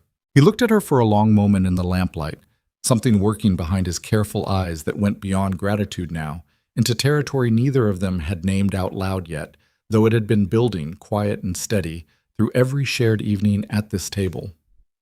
"All right," he said finally, his voice rough. "Look at everything you want. I trust your eyes more than my own at this point." The trouble, when it finally arrived in full, came not as a letter this time, but as a man, riding up the Two Forks Road on a sleek, well-fed horse that stood in sharp contrast to the working stock on Garrick's ranch, dressed in a dark suit that looked entirely out of place against the dust and grass of the valley. Alara was hanging wash on the line when she saw him coming, and something in the careful, unhurried way he rode told her exactly what kind of man he was before he'd even reached the porch. She'd seen men like that before, back in the worst weeks of Thomas's decline. Men who came calling not with guns or threats, but with papers and patient, polite smiles, which were somehow worse, because there was no arguing with politeness, only with the cold arithmetic underneath it. "Garrick," she called toward the barn, where he was working with Otis on a fence repair. "Rider coming up the road." He came out wiping his hands on a rag, and Alara watched his face change the moment he got a clear look at the approaching figure, the easy hope of the past weeks draining out of him and replaced with something tight and guarded. "That's Harlan Pierce," he said low, mostly to himself. "Banks man out of Cheyenne." The rider drew up near the porch and dismounted with an unhurried grace. A man perhaps 40, lean and well-groomed in a way that spoke of a life spent indoors and at desks rather than in saddles, his mustache trimmed precise, his boots too clean for a man who'd ridden any real distance. "Mr. Hale," he said, removing his hat in a gesture that managed to look courteous and condescending at the same time. "I hope I find you well. Pierce." Garrick's voice was flat, careful. "Wasn't expecting you out this far. Letter said end of summer for the loan review." "Circumstances changed," Pierce said smoothly. "The bank's grown concerned given how the market's been trending. We've had several ranches default this season already, Mr. Hale, and the board has asked me to do an early assessment of accounts we consider," he paused delicately, "at risk. I'm sure you understand the position we're in." "I understand you're here 3 months early," Garrick said, "looking to find a reason to take my land before I've even had the chance to prove I can pay what I owe." Pierce's smile didn't waver, but something behind his eyes sharpened, the polite mask settling more firmly into place. "I'm here to do an honest assessment, Mr. Hale. Nothing more. If your accounts are in good order, you've nothing to worry about." His gaze drifted, briefly, to Alara standing by the wash line. taking her in with a quick, assessing look that made her skin prickle uncomfortably. "Though I'll admit, I hadn't heard you'd taken a wife since my last visit." "She's my cook," Garrick said, an edge creeping into his voice that hadn't been there before. "And it's none of your concern either way." Of course, Pierce's tone suggested he didn't quite believe the explanation, but he let it go, turning his attention back to the matter at hand. "Shall we discuss the books, Mr. Hale? I'd like to see your current herd count and your projected income against the outstanding loan, if you don't mind." Garrick's jaw tightened, but he gestured toward the house. "Inside. No sense doing business standing in the yard like field hands." They went in together, and Alara, after a moment's hesitation, gathered the rest of the wash quickly and followed, some instinct telling her this was not a conversation she ought to miss, whatever propriety might suggest about a cook's place during the master's business dealings. Inside, Pierce settled himself at the kitchen table with the easy entitlement of a man used to being given space wherever he went, pulling papers from a leather case he'd carried in under his arm, while Garrick brought out the ledger and set it down across from him with considerably more reluctance.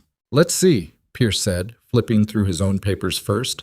"The loan stands at $1,100 principal, with accrued interest bringing the current total owed to just over $1,300, due in full by September 1st, as per the original terms." He looked up. "Can you show me, Mr. Hale, how you intend to meet that obligation?" Garrick laid out his ledger, walking Pierce through the herd count, the recent recount Alara had pushed him toward, the projected weights and market value of the cattle he planned to bring to market come fall. Alara stood near the stove, not interrupting, watching Pierce's face carefully as he listened, noting the small, almost imperceptible ways his expression shifted, a flicker of something calculating behind his polite attention, the way his pen moved a little too quickly across his own papers, jotting figures that didn't quite seem to match what Garrick was telling him. "Your main herd projection looks reasonable," Pierce said finally, setting down his pen. "Though current market trends suggest prices may fall further before fall, not recover the way you're hoping. I'd advise against counting too heavily on speculative future pricing, Mr. Hale. The bank certainly won't." "That's a guess same as mine," Garrick said. "Prices have been low 2 years running. They've got to turn sometime." "Perhaps," Pierce said, in a tone that suggested he didn't believe it for a moment. "But the bank deals in certainties where it can find them, not hopeful guessing.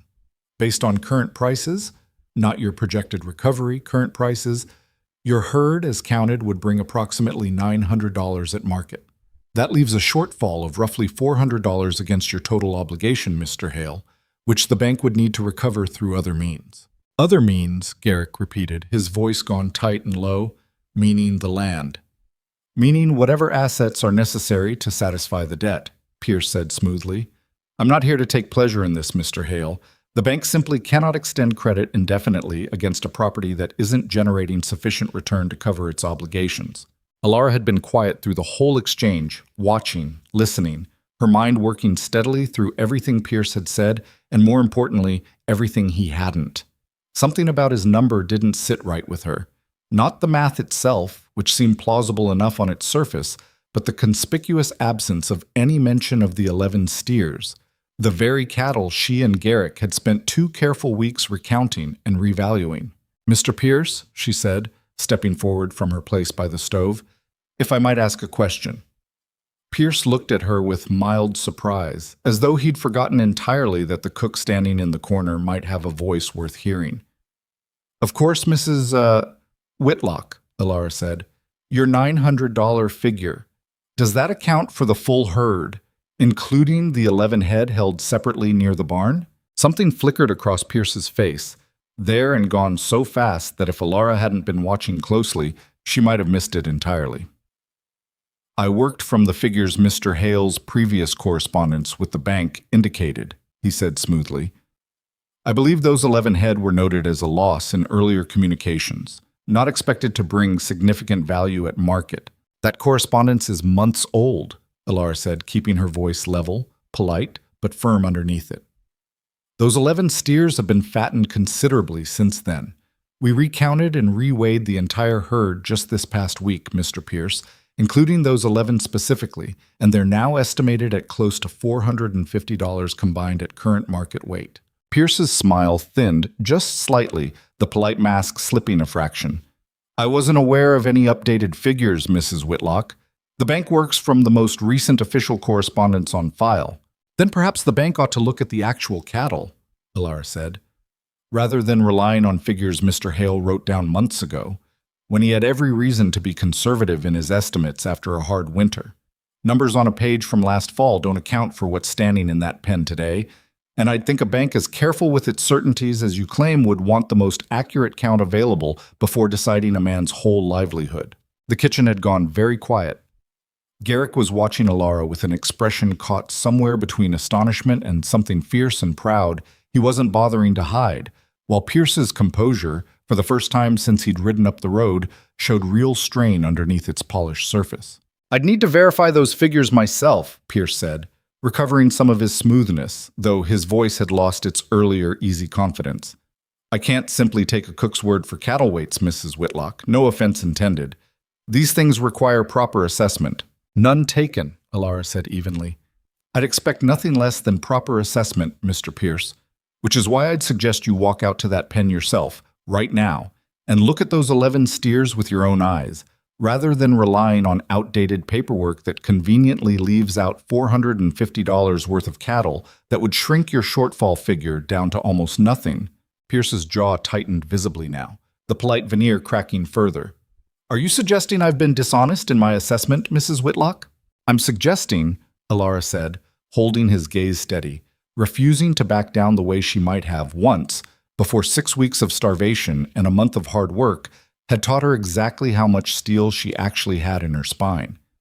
"That it's a curious coincidence, a bank representative arriving 3 months early for an assessment, working from figures that happen to leave out the one piece of the herd that would most change the outcome in Mr. Hale's favor." "I don't know your intentions, Mr. Pierce. I only know what the actual numbers say, and I'd be glad to walk you out to that pen myself if you'd like to verify them." For a long moment, nobody in the kitchen moved. Garrick's hands had gone still on the table, his eyes fixed on Pierce with an intensity that hadn't been there a few minutes before, the dawning understanding of what Alara was uncovering settling visibly across his face. Otis, who had drifted in from the porch at some point during the conversation and stood now in the doorway, let out a low whistle under his breath. Pierce stood abruptly, gathering his papers with the hands that weren't quite as steady as they'd been when he arrived. "I think," he said, his voice tight, "it would be prudent for me to conduct a full reassessment before drawing any further conclusions today." "I think that's a fine idea," Alara said pleasantly. "Shall we walk out together? I can show you exactly where the weights were recorded, and Mr. Hale can show you the recount ledger from this past week. I'd hate for the bank to make a decision about a man's land based on incomplete information, Mr. Pierce. That hardly seems like the kind of certainty you claim to be working from." They walked out to the pen together, the whole strange procession of them, Pierce stiff and tight-lipped, Garrick with a barely suppressed fury simmering under his calm exterior, Alara walking steady and certain beside them with the recount ledger tucked under her arm, and Otis trailing along behind with the unmistakable look of a man who wouldn't have missed this for anything. At the pen, Pierce looked over the 11 steers with the careful, assessing eye of a man who clearly knew cattle better than he'd let on during his earlier dismissal of them, his jaw working as he took in their weight, their condition, the obvious evidence that these were not the undersized losses his outdated figures had suggested. "These have been well kept," he said finally, grudging, like the admission cost him something. "They have," Garrick said, his voice hard now, all pretense of polite business dealing stripped away. "Fed all winter on scraps that would have otherwise gone to the hogs, by a woman who understood the value of waste before either of us thought to look for it. Recounted properly just this week, Pierce, with real numbers, not the conservative guesswork I sent you back in the fall when I was bracing for a worse winter than we got." He stepped closer, something dangerous and quiet in his bearing now. "You came out here 3 months early hoping to catch me before I'd had the chance to recount, didn't you? Hoping I'd still be working off old numbers that made the shortfall look bigger than it actually is." "I came out here to do an honest assessment," Pierce said, but the words had lost their earlier smoothness, coming out clipped and defensive instead. "Did you?" Alara said, stepping forward with the ledger open in her hands. "Then I'd like you to explain, Mr. Pierce, why your own figures—" She turned the ledger toward him, pointing to a column of numbers. "List the total herd at 389 head, when Mr. Hale's actual count, verified just this week with all hands present and witnessed, comes to 402. That's 13 head unaccounted for in your assessment. 13 head that, even at conservative pricing, would add considerably more value than the $400 shortfall you quoted us not 20 minutes ago. Pierce said nothing, his face gone pale and tight, and the silence stretched long enough that even Otis, standing a few feet back, shifted uncomfortably. I worked from the bank's records, Pierce said finally, weakly. Then the bank's records are wrong, Alara said. Or somebody at the bank found it convenient to work from old, undercounted figures when assessing a man 3 months ahead of schedule, hoping he wouldn't have the chance to catch the discrepancy before the bank moved to claim land it had no honest right to claim yet. She closed the ledger with a quiet, final snap. I don't know which it is, Mr. Pierce. I only know that the actual numbers, properly counted, leave Mr. Hale within striking distance of covering his full debt come September, not facing the shortfall you arrived here today prepared to exploit. Garrick stepped forward now, his voice low and hard as iron. I think you ought to ride back to Cheyenne, Pierce, and tell whoever sent you that Garrick Hale's books are in better order than the bank's, and that he'll have the full $1,300, plus interest, ready by September 1st, exactly as the original terms required. And I think you ought to tell them that if anybody from that bank tries this particular trick again, riding out early, working off conveniently outdated numbers, they'll find themselves dealing with more than just one stubborn rancher and his cook.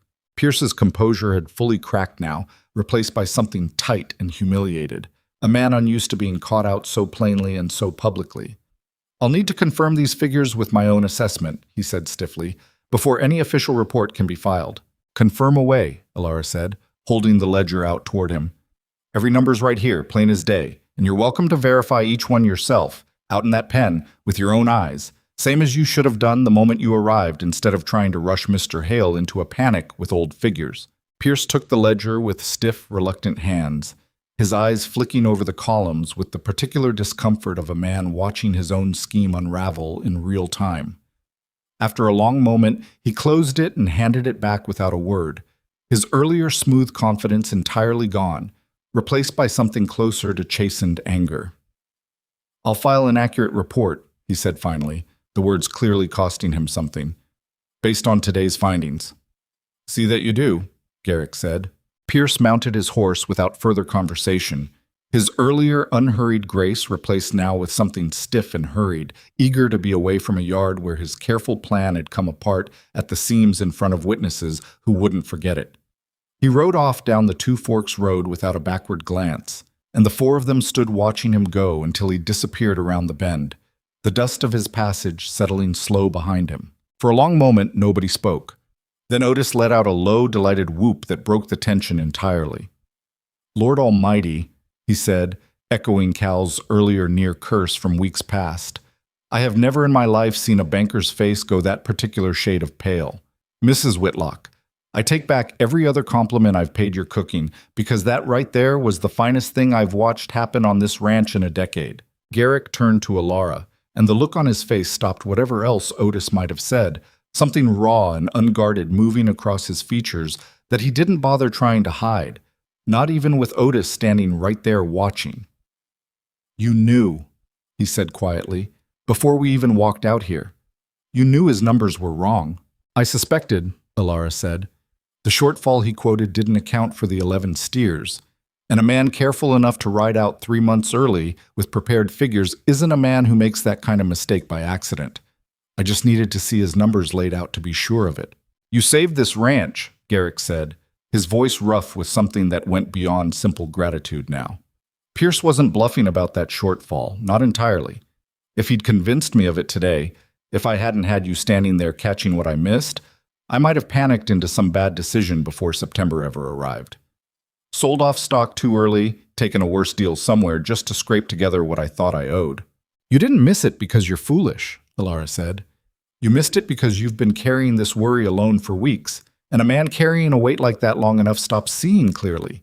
That's all that happened here, Garrick. I just had fresh eyes.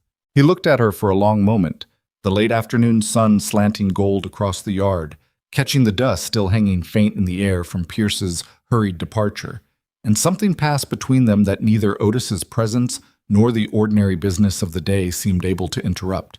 A recognition, deep and quiet, of exactly what she had become to this ranch, and to him, in the short weeks since he'd found her kneeling in a roadside ditch with purple-stained fingers and nothing left to lose.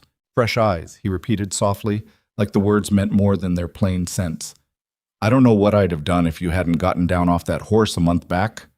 "You'd have managed," Alara said, though her voice had gone a little unsteady too, something in his gaze pulling at her in a way she wasn't entirely ready to examine. "You're a capable man, Garrick.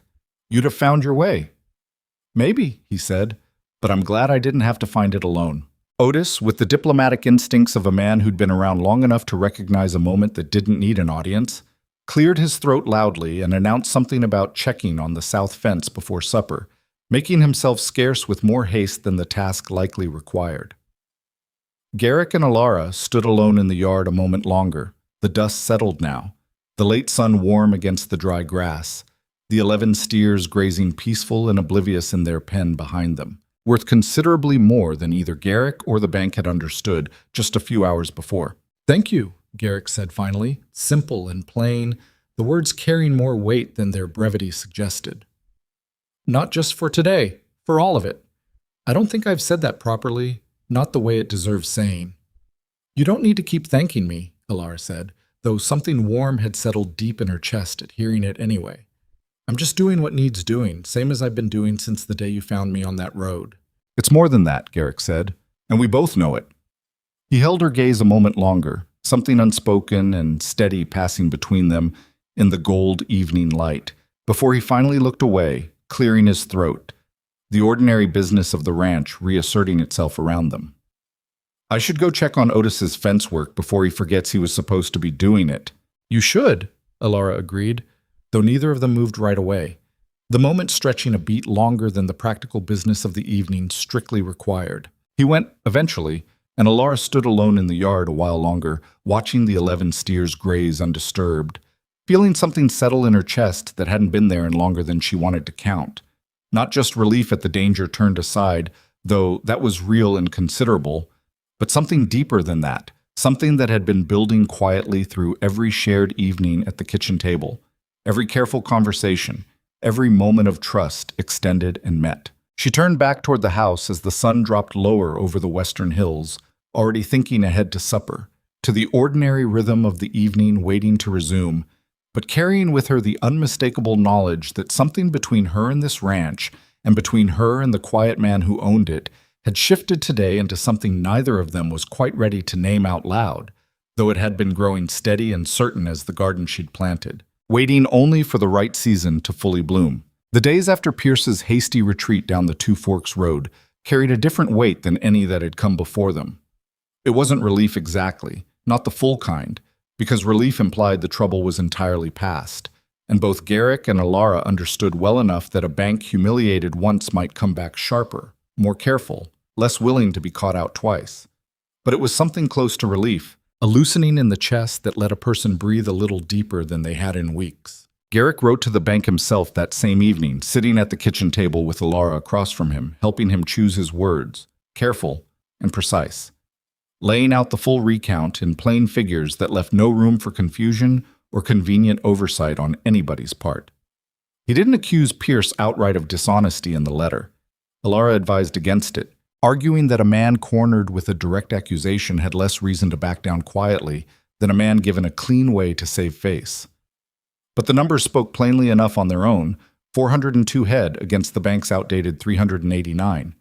The 11 steers listed with their full current weight and value. The math laid out so clearly that no honest assessor could argue with it. "You think they'll let it go?" Garrick asked, sealing the letter with wax and setting it aside for Cal to carry into town in the morning. "I think a bank that got caught trying to rush a man into panic 3 months early isn't eager to have that story spread around Cheyenne," Alara said. "Bankers depend on folks trusting them to deal fair. Word of something like today getting around wouldn't serve them well, not with other ranchers in the territory carrying loans of their own. I'd guess they'll quietly accept the corrected numbers and wait for September like the original terms said." She turned out to be right, mostly. A reply came back within 2 weeks, dry and formal, acknowledging the corrected figures and confirming the original September deadline without further comment on Pierce's early visit or his conveniently outdated assessment. Garrick read it over twice at the supper table, then set it down with something that might have been the first easy laugh Alara had heard out of him since she'd arrived. "Well," he said, "I suppose that's as close to an apology as a bank's ever like to offer." "More than I expected, honestly," Alara said. "I figured they'd find some other angle to press, given how thoroughly Pierce got caught out." "Maybe they will yet, come September," Garrick said, though there wasn't much real worry in it now, more the habit of caution than genuine fear. "But for now, I'd say we've bought ourselves a real summer to work with, instead of one spent bracing for the worst at every turn." That summer turned out to be one neither of them would forget, though neither said so out loud at the time, too caught up in the ordinary business of living it to step back and name what was happening between them. The ranch flourished in ways that went beyond just the cattle. The garden Alara had coaxed back from weeds came in thick through June, the peas climbing their stakes, the carrots and onions filling out steady rows, the squash she'd doubted finally sprawling out across the far corner of the plot with more vigor than she'd ever expected from seed planted so late in the season. She put up preserves through the height of summer, jars of pickled beans lining the pantry shelves, peach preserves from a trade she'd worked out with a neighboring orchard family 3 miles east. The kitchen filled most afternoons with the sweet vinegar smell of canning that Alara had always found, even back in her own struggling household, to be one of the most satisfying smells in the world.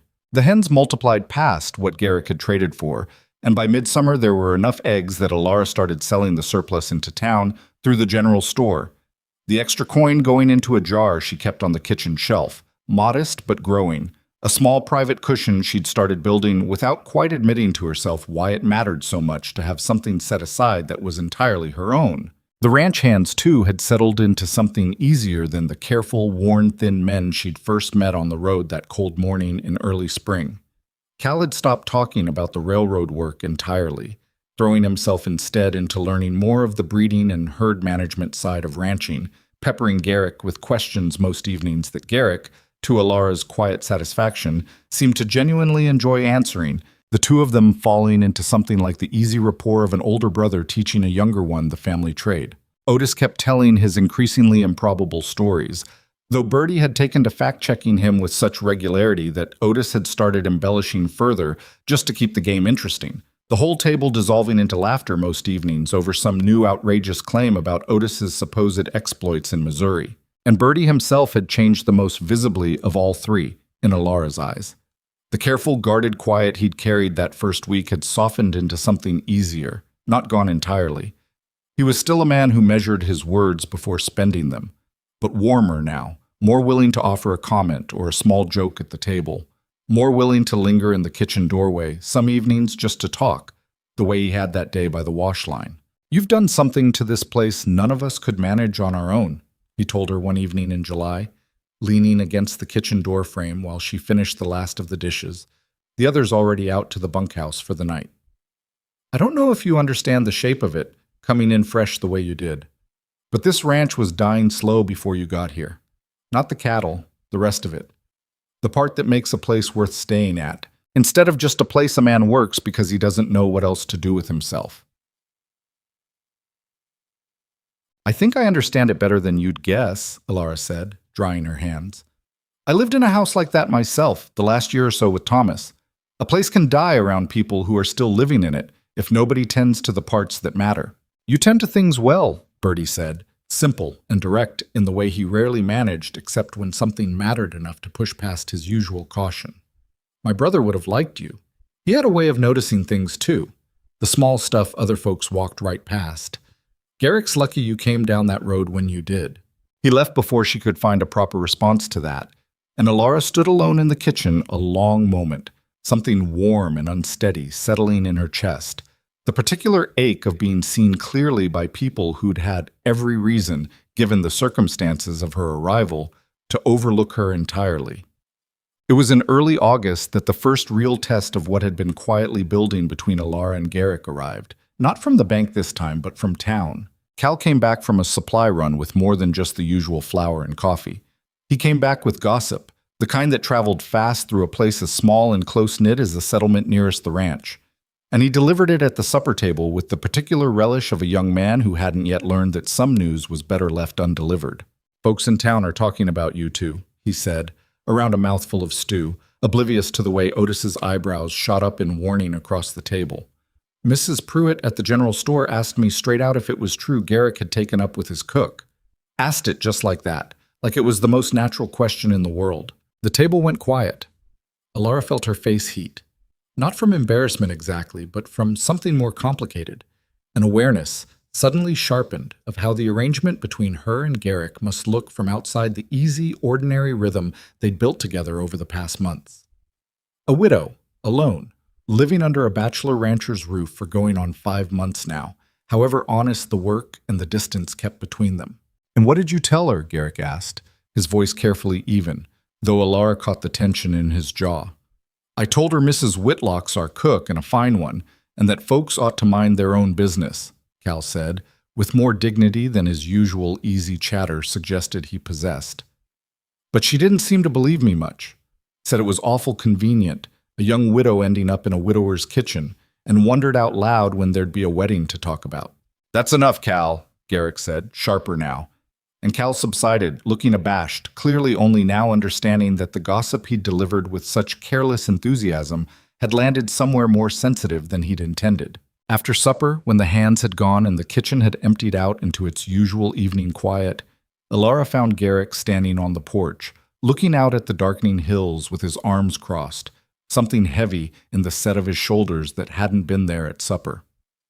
"I'm sorry," he said, before she'd even fully stepped out onto the porch beside him. "Town gossip's an ugly thing, and you didn't ask to have your name dragged through it just for doing honest work." "It's not the first time I've had folks talk about my circumstances," Alara said, leaning against the porch rail beside him, looking out at the same darkening hills. "Doesn't sting the way it might have once. Mostly it just tires me. The way people find it so easy to make assumptions about a woman's situation without bothering to ask her directly what the truth of it actually is." "What is the truth of it?" Garrick asked, quiet, not quite looking at her, and something in the careful way he asked the question told Alara this wasn't entirely about defending her reputation to nosy townsfolk anymore. She considered the question seriously, the way she considered most things that mattered, watching the last light fade gold and then gray over the western hills. "The truth is, I came to this ranch starving and desperate, with nothing left to lose, and you gave me honest work and a fair wage and treated me with more respect than my own husband managed in the better years of our marriage. The truth is, I've watched this place come back to life these past 5 months, and I've been glad, every single day, to be part of why. And the truth is," she paused, something in her chest tightening at the words she was about to say out loud for the first time, "I've come to care for this place, and for the people in it, more than I expected to when I climbed up behind you on that horse back in April." Garrick turned to look at her now, fully, something raw and unguarded moving across his weathered face in the fading light. "Alara." "I'm not finished," she said, though her voice had gone a little unsteady. "I know what the town's saying isn't entirely wrong, even if the way they're saying it is unkind. I have come to feel something for you, Garrick, that goes beyond what a cook ought to feel for the man who employs her. I've tried not to let it get ahead of itself, because I didn't want to presume on a kindness you offered me out of simple decency, not expecting anything more from it. But I won't sit here and pretend the gossip's entirely baseless just to spare either of us the discomfort of saying so plain." The silence that followed stretched long enough that Alara's heart had time to sink considerably, wondering if she'd misjudged everything, if the careful warmth she'd felt building between them these past months had been entirely one-sided after all, a foolish hope born out of gratitude and loneliness rather than anything real. But then Garrick reached out, slow and careful, and took her hand in his rough, work-worn fingers closing gentle around hers in a way that made her breath catch. "I felt it too," he said, his voice low and rough with something he'd clearly been holding back for longer than tonight. "Longer than I've let myself admit, even to myself. I told myself it wasn't right, getting attached to a woman I'd hired out of pity on a roadside, that it wasn't fair to put that kind of weight on an arrangement that started out of her desperation and my need for a cook. I didn't want you to feel obligated to return something you didn't actually feel, just because you were dependent on this place for your living. I'm not obligated, Alara said. I've never felt obligated, Garrick. What I feel because it's true, not because I owe you anything for it. He looked at her a long moment in the deepening dark, the first stars starting to prick out over the eastern hills, and something settled in his expression that looked, for the first time since she'd known him, entirely unguarded. It's not the right time, he said, though his hand didn't let go of hers. Not with the bank business still hanging over us, not with September still ahead and everything that might come with it. I won't ask you to tie yourself to a man who might lose his land in a month's time, Alara. That wouldn't be fair to you after everything you've already lost once before. That's not your decision to make alone, Alara said, though something in her chest warmed at the careful, protective instinct behind his hesitation. But I understand the caution. We've got September to get through first. Let's see this through properly before either of us makes promises we might not be able to keep. All right, Garrick said, and though there was a visible reluctance in him, he nodded, accepting the wisdom of waiting even as everything else in his bearing suggested he'd rather not. September, then. We'll see this through, and then… He paused, something almost shy moving across his weathered face, an expression so unlike his usual careful composure that it made Alara's heart ache fondly at the sight of it. Then maybe we'll talk again, about what comes after.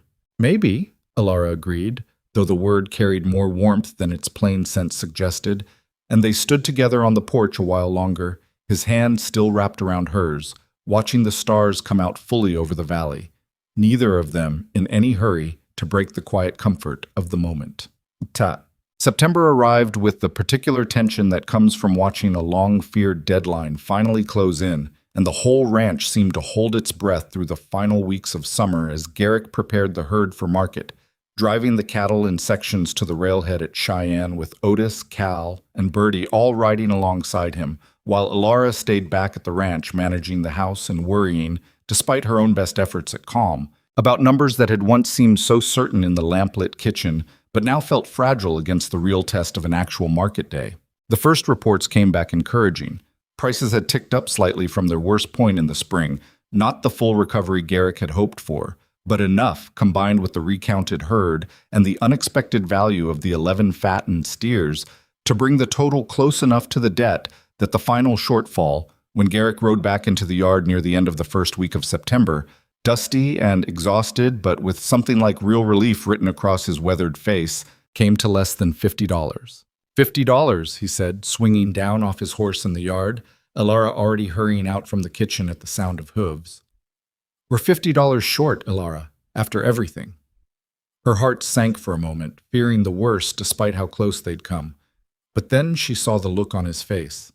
Not despair, but something closer to disbelief tinged with real hope, and understood there was more to the story than the bare number suggested. $50 short of what exactly? She asked. Of the full $1,300 owed, with interest, Garrick said. But I've got the egg money you've been setting aside, and Otis offered up some of his own savings without me even asking, said he wasn't going to watch this ranch go under for the sake of $50 measly after everything we'd all put into saving it. Between that and what I've got left from the herd sale, we'll cover it. We'll cover it with a little to spare even, once everything's tallied. Alara felt something break loose in her chest, a tension she hadn't fully realized she'd been carrying until it released all at once. And before she quite knew what she was doing, she'd crossed the yard and thrown her arms around Garrick's neck, the dust of his long ride and the smell of horse and trail sweat clinging to him entirely forgotten in the relief of the moment. He caught her, surprised but not unwilling, his arms coming around her solid and sure, and for a long moment they simply stood there in the yard, holding on to each other with the particular fierce relief of two people who'd spent months bracing for a loss that, against every fear, hadn't come to pass after all. We did it, Alara said into his shoulder, her voice thick with something between laughter and tears. Garrick, we actually did it. You did it, he said, pulling back just enough to look at her properly, his hands still resting on her shoulders, something warm and unguarded in his weathered face. I'd have lost this ranch in May if you hadn't gotten down off that horse and started counting things nobody else thought to count. Pierce would have rushed me into panic. I'd have sold off stock too cheap trying to scramble together what I thought I owed, and none of it would have mattered. because I'd have been working off numbers that were never the full truth to begin with. We did it together, Alara said firmly. Don't go giving me all the credit, Garrick Hale. You're the one who spent 8 years building this place up from nothing, who knew this land and this herd well enough that all I had to do was point out what you'd missed in your tiredness. I just had the advantage of fresh eyes and an empty stomach that taught me not to waste anything. He laughed at that, a real laugh, full and unguarded in a way she'd rarely heard from him, and the sound of it settled something warm and certain in her chest that felt, in that moment, like the surest thing she'd known in longer than she could remember. The final payment went through within the week, the bank's confirmation arriving with considerably more warmth in its formal language than the earlier exchanges had carried, and Garrick read it out at the supper table to a chorus of whoops from Cal and Otis, Bertie's quiet, satisfied smile, and Alara's own tears, which she wiped away quickly, embarrassed but unable to fully stop them, the relief of months finally given somewhere to land. To Mrs. Whitlock, Otis announced, raising his coffee cup in a mock toast, the finest cook, the sharpest mind, and the bravest woman to ever stare down a banker on this side of the territory. Hear, hear, Cal echoed, raising his own cup. And even Bertie lifted his in quiet agreement, and Garrick watched the whole scene with an expression that Alara would carry with her long after that particular evening had faded into memory. Pride and gratitude, and something deeper and steadier underneath both of those things, something that had been building all summer, and now, with the weight of the debt finally lifted, had room enough to breathe and grow into whatever it was meant to become. Autumn settled over the valley slow and golden, the hills turning amber and rust, the air carrying that particular sharpness that promised winter wasn't far behind it. The ranch hummed along in the easy rhythm of harvest season, Alara's garden giving up its last yields before the first hard frost, the canning shelves in the pantry now lined thick with jars of preserved vegetables and fruit that would carry the household comfortably through the cold months ahead. Garrick and Alara had settled in the weeks since the debt was cleared into something that neither of them named outright, but that had become unmistakable to everyone on the ranch regardless. Evenings spent together on the porch after supper, his hand finding hers in the quiet dark, conversations that ran longer and easier than the practical business of the ranch strictly required, a warmth between them that the hands had all noticed and, with varying degrees of subtlety, approved of entirely. You two gonna make it official before winter, or are you planning to keep courting at this pace till next spring? Otis asked one October evening, with the particular bluntness of an old man who'd earned the right to ask whatever he pleased. Mind your business, Otis, Garrick said, though there was no real heat in it, just the easy embarrassment of a man caught out in something he hadn't yet found the courage to act on properly. I am minding my business, Otis said. My business is this ranch, and this ranch runs a great deal better with Mrs. Whitlock in charge of the kitchen, and I'd hate to see some other rancher get the sense to ask her proper before you work up the nerve. There's no other rancher courting Mrs. Whitlock, Garrick said, an edge of real warning in his voice now. Not yet, Otis said cheerfully, entirely unbothered. But a woman like that doesn't stay unmarried forever, Garrick. Not in a territory as short on decent women as this one. I'm just saying, if you've got intentions, might be wise not to sit on them too long. Alara, who'd overheard the exchange from the kitchen doorway, felt her face heat, but she caught Garrick's eye across the yard and something passed between them. Embarrassment, yes, but underneath it something steadier, an acknowledgement that Otis, however blunt, wasn't entirely wrong about the shape of things. The proper conversation, when it finally came, arrived not with any great ceremony, but in the quiet, ordinary way that most of the truly important moments between them had unfolded. On a cold morning in early November, the first real snow of the season falling soft and steady outside the kitchen window while Alara stood at the stove, watching the flakes settle thick and white over the yard, the garden plot now bare and waiting for spring. The hills beyond gone gray-white under the season's first proper covering. Garrick came in from the barn, stamping snow off his boots, and stood a moment in the doorway watching her at the stove before he spoke. First snow, he said. It is, Alara agreed, not turning from the pot she was stirring.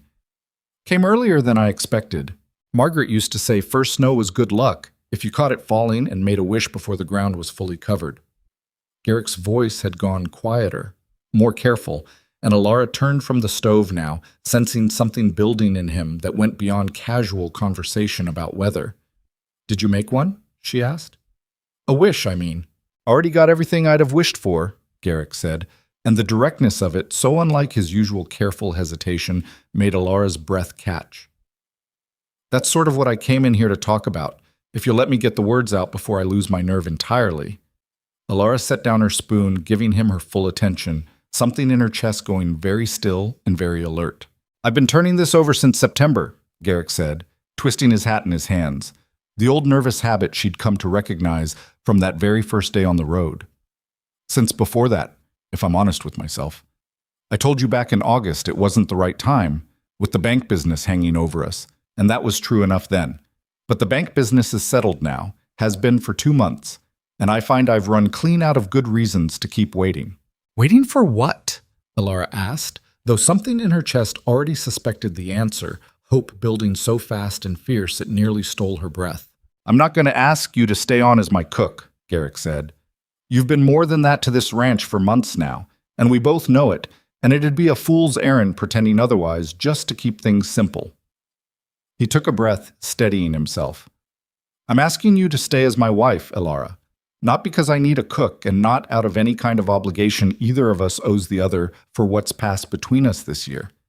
I'm asking because I've come to love you, plain and simple, in a way I didn't expect to feel again after Margaret, and because this ranch, this whole life I've been holding together by stubbornness more than anything else, doesn't feel like a place worth holding on to unless you're standing in it beside me, as my equal partner in every sense of the word, not just my employee."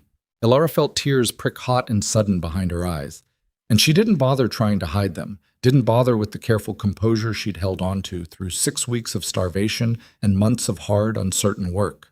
"I've been waiting for you to say something near to that since August," she said, her voice thick. "I told myself I wouldn't push you toward it, that you needed your own time to find the courage, especially after what you lost before.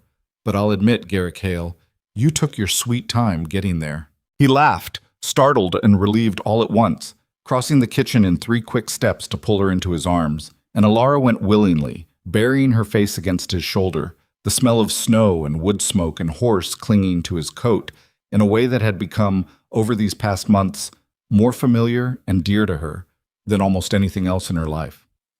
"Is that a yes, then?" he asked, his voice rough against her hair.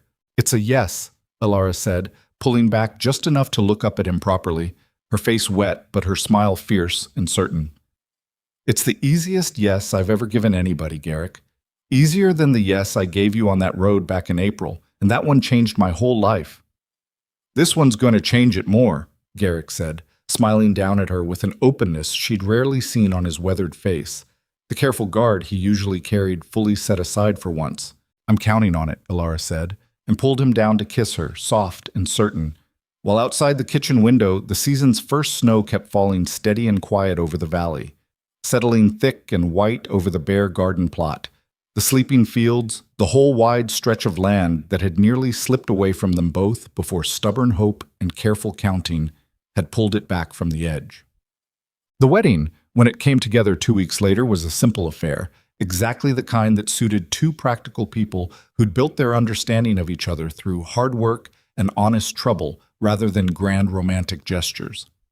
They married in the front room of the ranch house, the same room where Margaret's portrait still sat on its shelf, dusted carefully and undisturbed, because Alara had insisted on that point plainly when Garrick had hesitantly raised whether it ought to be moved. "She's part of this house's history," Alara had said, "and part of yours. I'm not interested in erasing what came before me, Garrick. I'm only interested in building what comes next, alongside it." The circuit preacher who served the territory happened to be passing through that week, which Otis declared Providence plain and simple, though Alara privately suspected it had more to do with Cal's quietly arranged invitation than any particular stroke of fortune.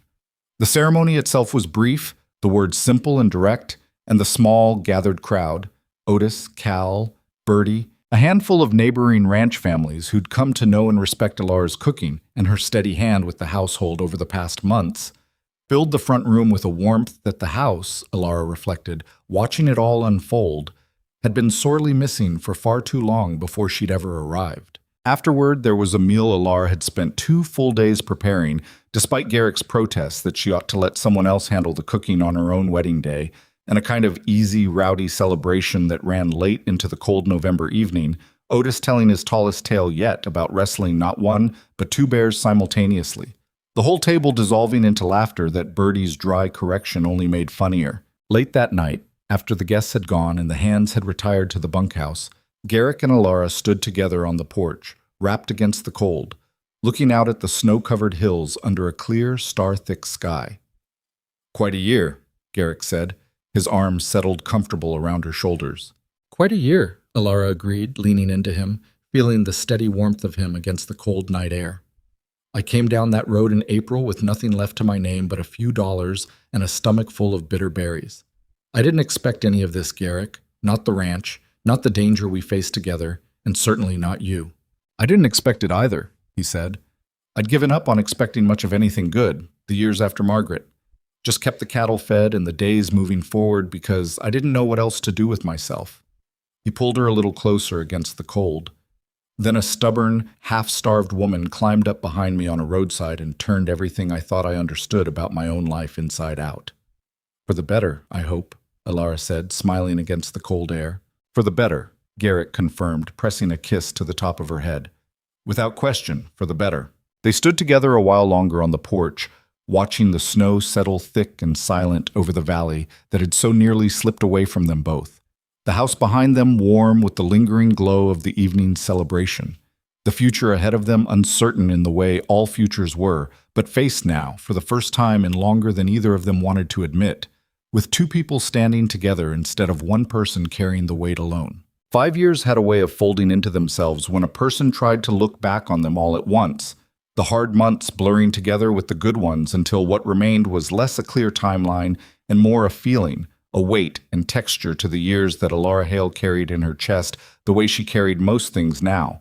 Settled, certain, hard-won. She stood at the kitchen window on a September morning with flowers still dusting her forearms, watching her son chase one of the barn cats across the yard with the single-minded fury that only a 4-year-old could bring to such an utterly pointless pursuit, and she let herself, just for a moment, stop kneading the bread dough and simply watch him. Thomas Otis Hale, named half for the husband she'd buried in a hard winter 5 years back, and half for the old hand who'd offered up his own savings without being asked, the two names sitting together in a way that had felt right to both her and Garrick when they'd chosen them, an honoring of the past without being chained to its grief, had his father's dark hair and his mother's stubborn chin, and he ran now across the yard with the kind of reckless joy that told Alara, every time she watched him, exactly how different this house was from the one she'd walked into 5 Aprils ago. "He's never going to catch that cat," Garrick said, coming up behind her, his hand settling warm at the small of her back as he looked out the same window. "Cat's faster than he is by a country mile." "He doesn't care about catching it," Alara said, smiling. "He just likes the running. Wonder where he gets that from." Garrick's voice carried the particular dry warmth she'd come to know so well over the years, the kind of teasing that had taken him months to find comfortable back when she'd first arrived. A man so unused to lightness that every joke had once come out of him like it cost him something. It didn't cost him anything anymore. That perhaps was one of the quieter victories of these 5 years. Not the ranch, not the money, but the simple fact that her husband laughed easily now, that the careful, grief-worn man she'd met on a roadside had grown back into someone who found joy unremarkable instead of foreign. "I imagine he gets it from a father who used to gallop a horse 11 miles just to ask a starving woman if she could cook," Alara said, turning from the window to look at him properly. "That's not exactly a man known for patience and stillness." "I was patient," Garrick protested. "I waited a whole August before I said anything about how I felt." "You waited because you were terrified, not because you were patient," Alara said, laughing now, and he laughed too, pulling her into a brief, easy embrace that had become as natural to both of them as breathing, the kind of closeness that didn't need grand declarations anymore because it had been proven, day after ordinary day, for 5 years running.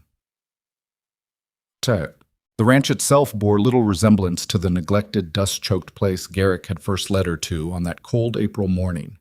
Where there had once been 400 head of cattle counted carefully and conservatively against a debt that threatened to swallow everything, there now ran closer to 900, The herd built up steady and smart over the years through careful breeding decisions that Garrick made with an increasing confidence. Decisions he'd taken to discussing with Alara at the kitchen table most evenings, the same way they'd once pored over the desperate arithmetic of survival. The kitchen garden had grown too, expanded twice over the years until it supplied not just the ranch house, but a regular surplus that Alara sold through the general store alongside her eggs, a small but steady trade that had, over time, become enough that she kept her own separate account at the Cheyenne Bank.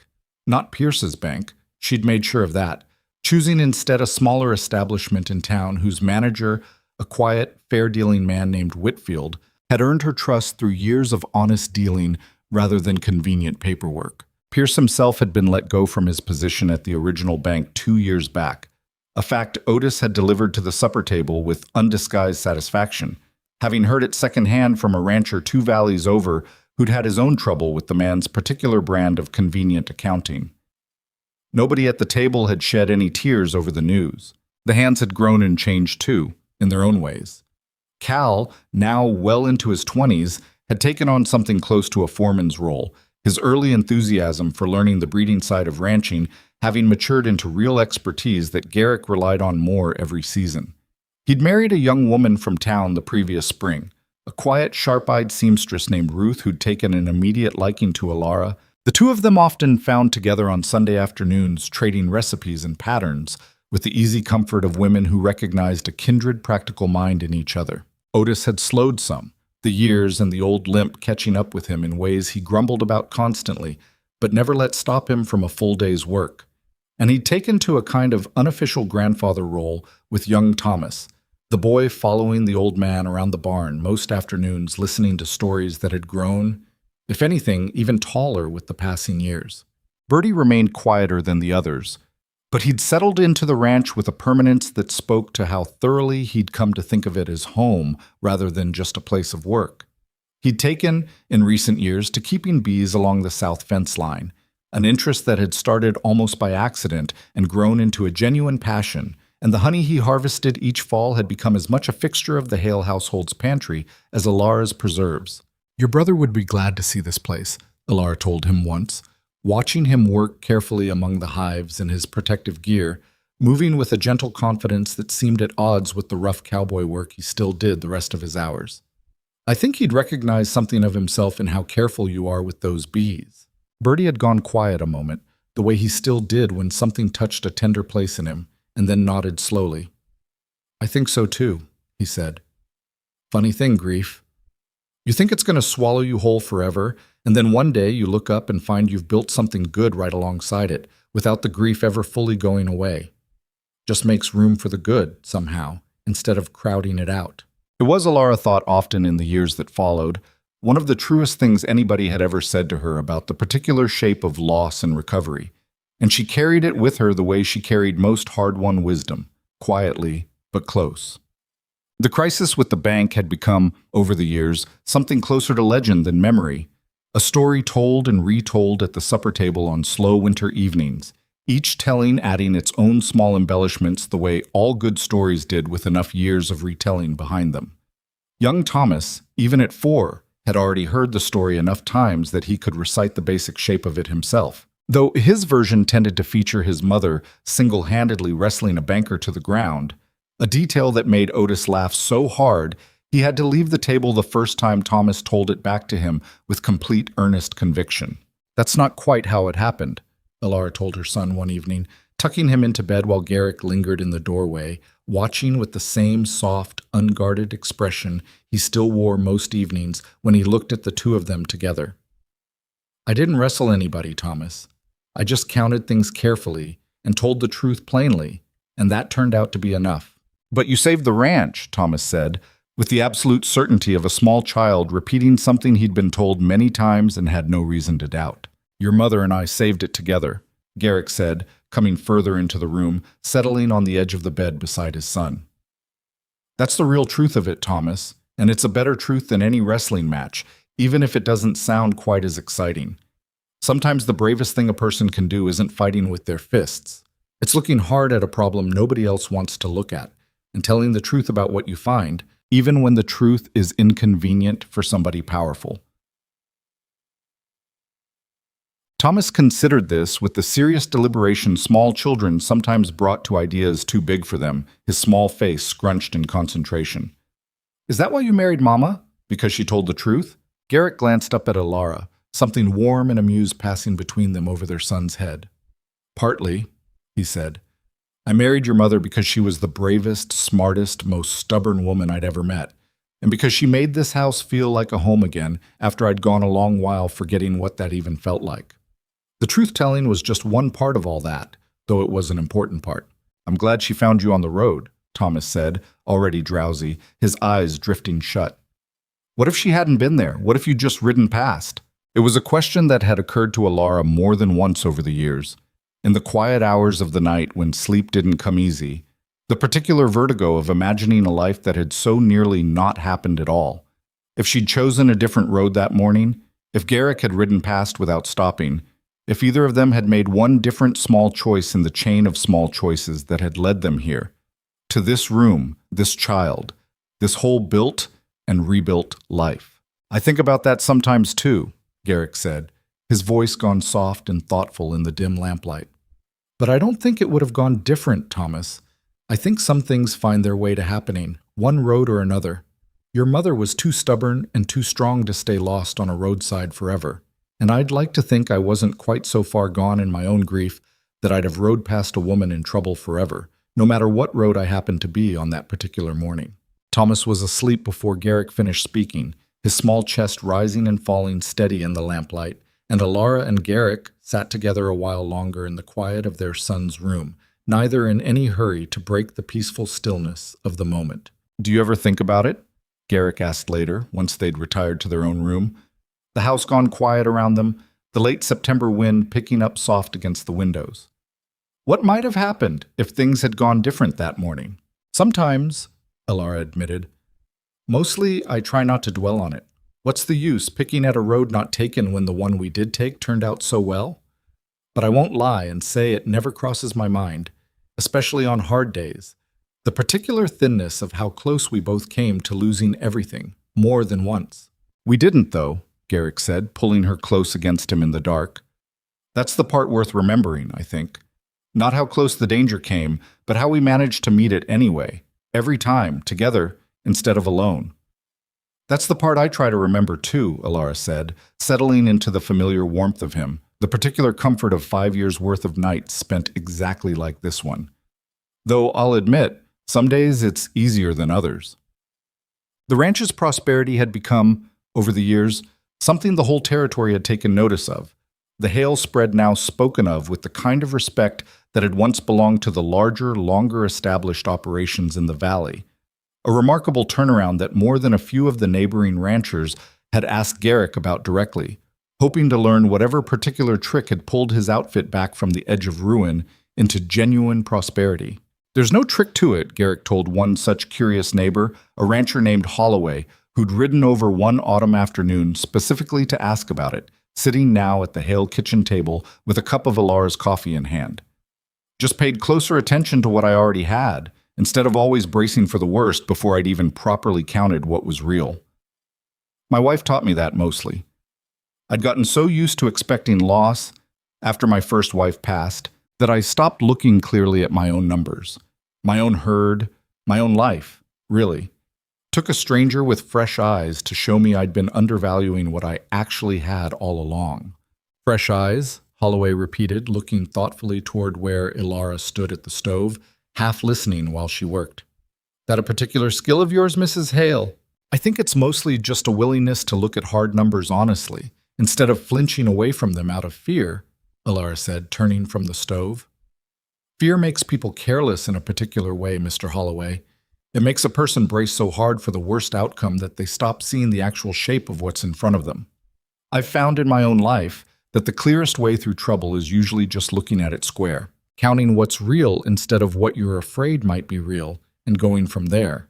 Holloway left that afternoon with considerably more to think about than he'd arrived with, and word of the conversation spread, as such things did in a territory as close-knit as theirs, until Alara found herself, somewhat to her own surprise, becoming something of an informal advisor to other ranching families working through their own hard seasons. Not officially, not for pay, just the quiet, Steady reputation of a woman who could look at a set of troubled books and find the truth hiding in them. The same skill that had once saved her own household from ruin too late to matter, now put to use saving others before it was too late for them.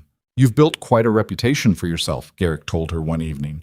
Watching her pack up a basket of preserves to take to a neighboring family, she'd promised to help look over their accounts the following week. The widow who beat the bank at its own game.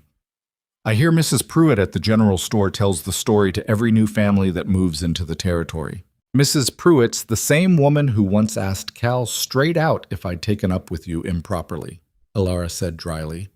"I suppose it's something, watching her gossip turn from scandal to admiration over the years." "People's opinions have a way of catching up to the truth eventually," Garrick said, "so long as you give them enough time and enough proof to work with." It was on a clear October afternoon, the hills gone gold and amber with the seasons turning, that Alara and Garrick rode out together to the eastern boundary of the ranch, a section of land Garrick had purchased the previous year, expanding the spread considerably beyond what it had been even in its best years before the trouble with the bank.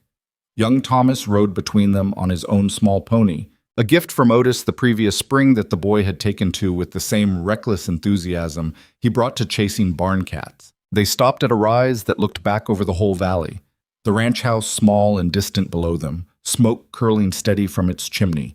The cattle scattered dark across the golden grass in numbers that would have seemed impossible to the desperate, grieving man Garrick had been 5 years earlier.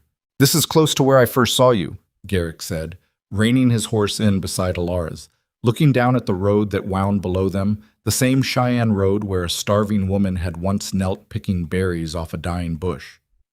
"Not the exact spot, but close enough. I think about that morning more than I let on, most years."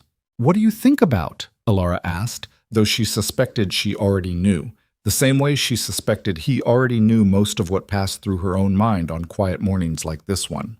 "How close it all came to not happening," Garrick said. "Not just you and me, though that's part of it. But everything that came after, Thomas, the ranch the way it is now, Cal and Ruth, Bertie and his bees, all of it. One bad decision, one road not taken, and none of this would exist at all. It's a strange thing building a whole life on top of a moment that could have gone so easily a different way." "I think most lives are built that way if you look at them close enough," Alara said. "Most of what matters comes down to small choices that didn't feel particularly large at the time they were made. You didn't ride up that morning thinking you were about to change the whole shape of your life.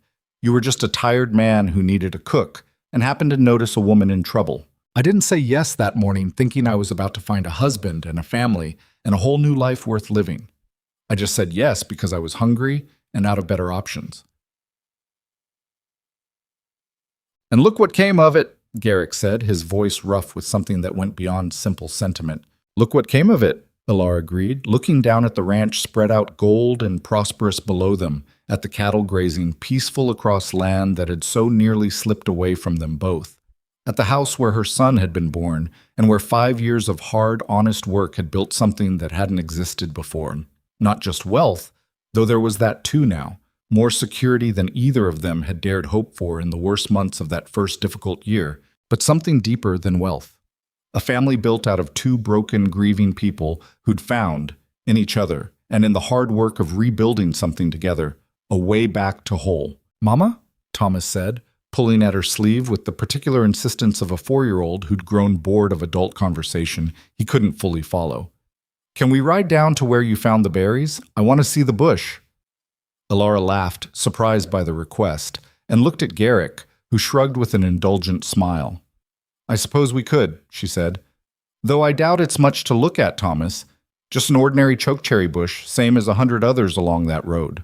"I want to see it anyway," Thomas insisted, with the stubborn certainty that Alara recognized with some amusement as entirely his mother's particular brand of determination, however much of his father's dark hair and quiet patience he'd also inherited. They rode down together, the 3 of them, to the spot Garrick remembered as close enough to where he'd first found her kneeling in the roadside ditch. And the bush, when they found it, was indeed unremarkable, a scraggly chokecherry, bare now in October, its berries long since dropped or eaten by birds, nothing about it suggesting the particular weight of what had once happened beside it. Thomas dismounted and walked over to examine it with the serious focus small children sometimes brought to things that mattered to them for reasons adults couldn't fully follow, running his small hand along the bare branches. "This doesn't look special," he announced, with some disappointment. "It's not special," Alara said, dismounting to stand beside him, Garrick following close behind with their pony tied to his own saddle. "That's rather the point of it, Thomas. It was just an ordinary bush on an ordinary road on what felt like the worst morning of my whole life. I wasn't looking for anything special that day. I was just trying to survive it, one small bitter berry at a time. And then Papa found you." "And then your father found me," Alara agreed, looking up at Garrick, who'd come to stand close beside them both, his hand finding hers the way it had 1,000 times over these past 5 years, familiar and certain.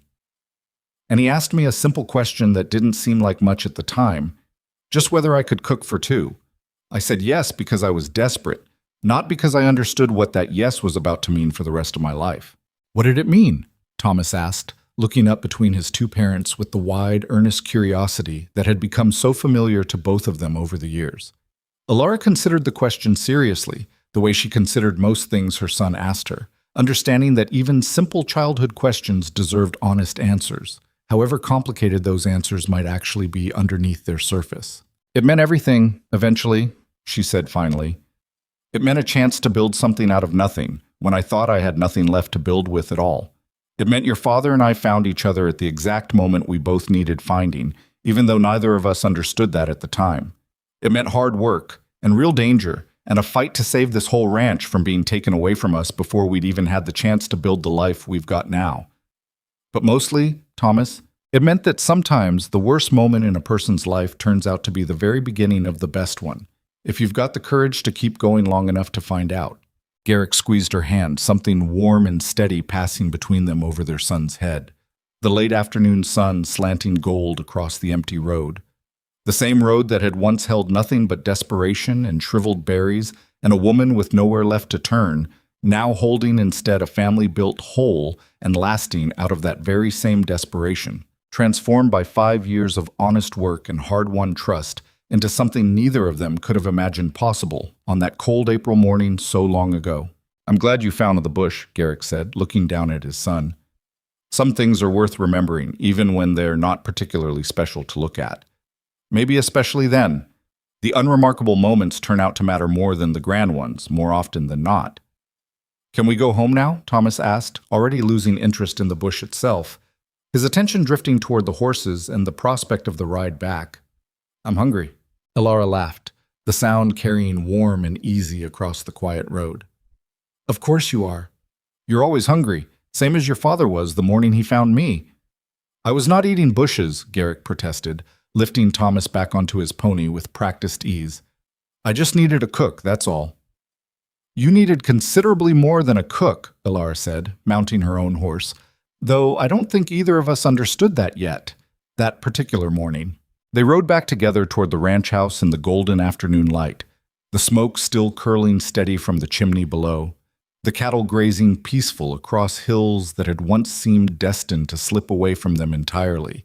And Alara felt, riding alongside her husband and her son, toward the home they'd built together out of nothing more than hard work, honest counting, and a stubborn refusal to let fear decide things before they'd happened. The particular settled certainty of a woman who'd learned, the hard way, that survival and rebuilding weren't separate things at all, but two parts of the very same stubborn, ordinary courage. The courage to eat the bitter berries when there was nothing else, and the courage later to plant something better in their place and wait, patient and certain, for it to grow.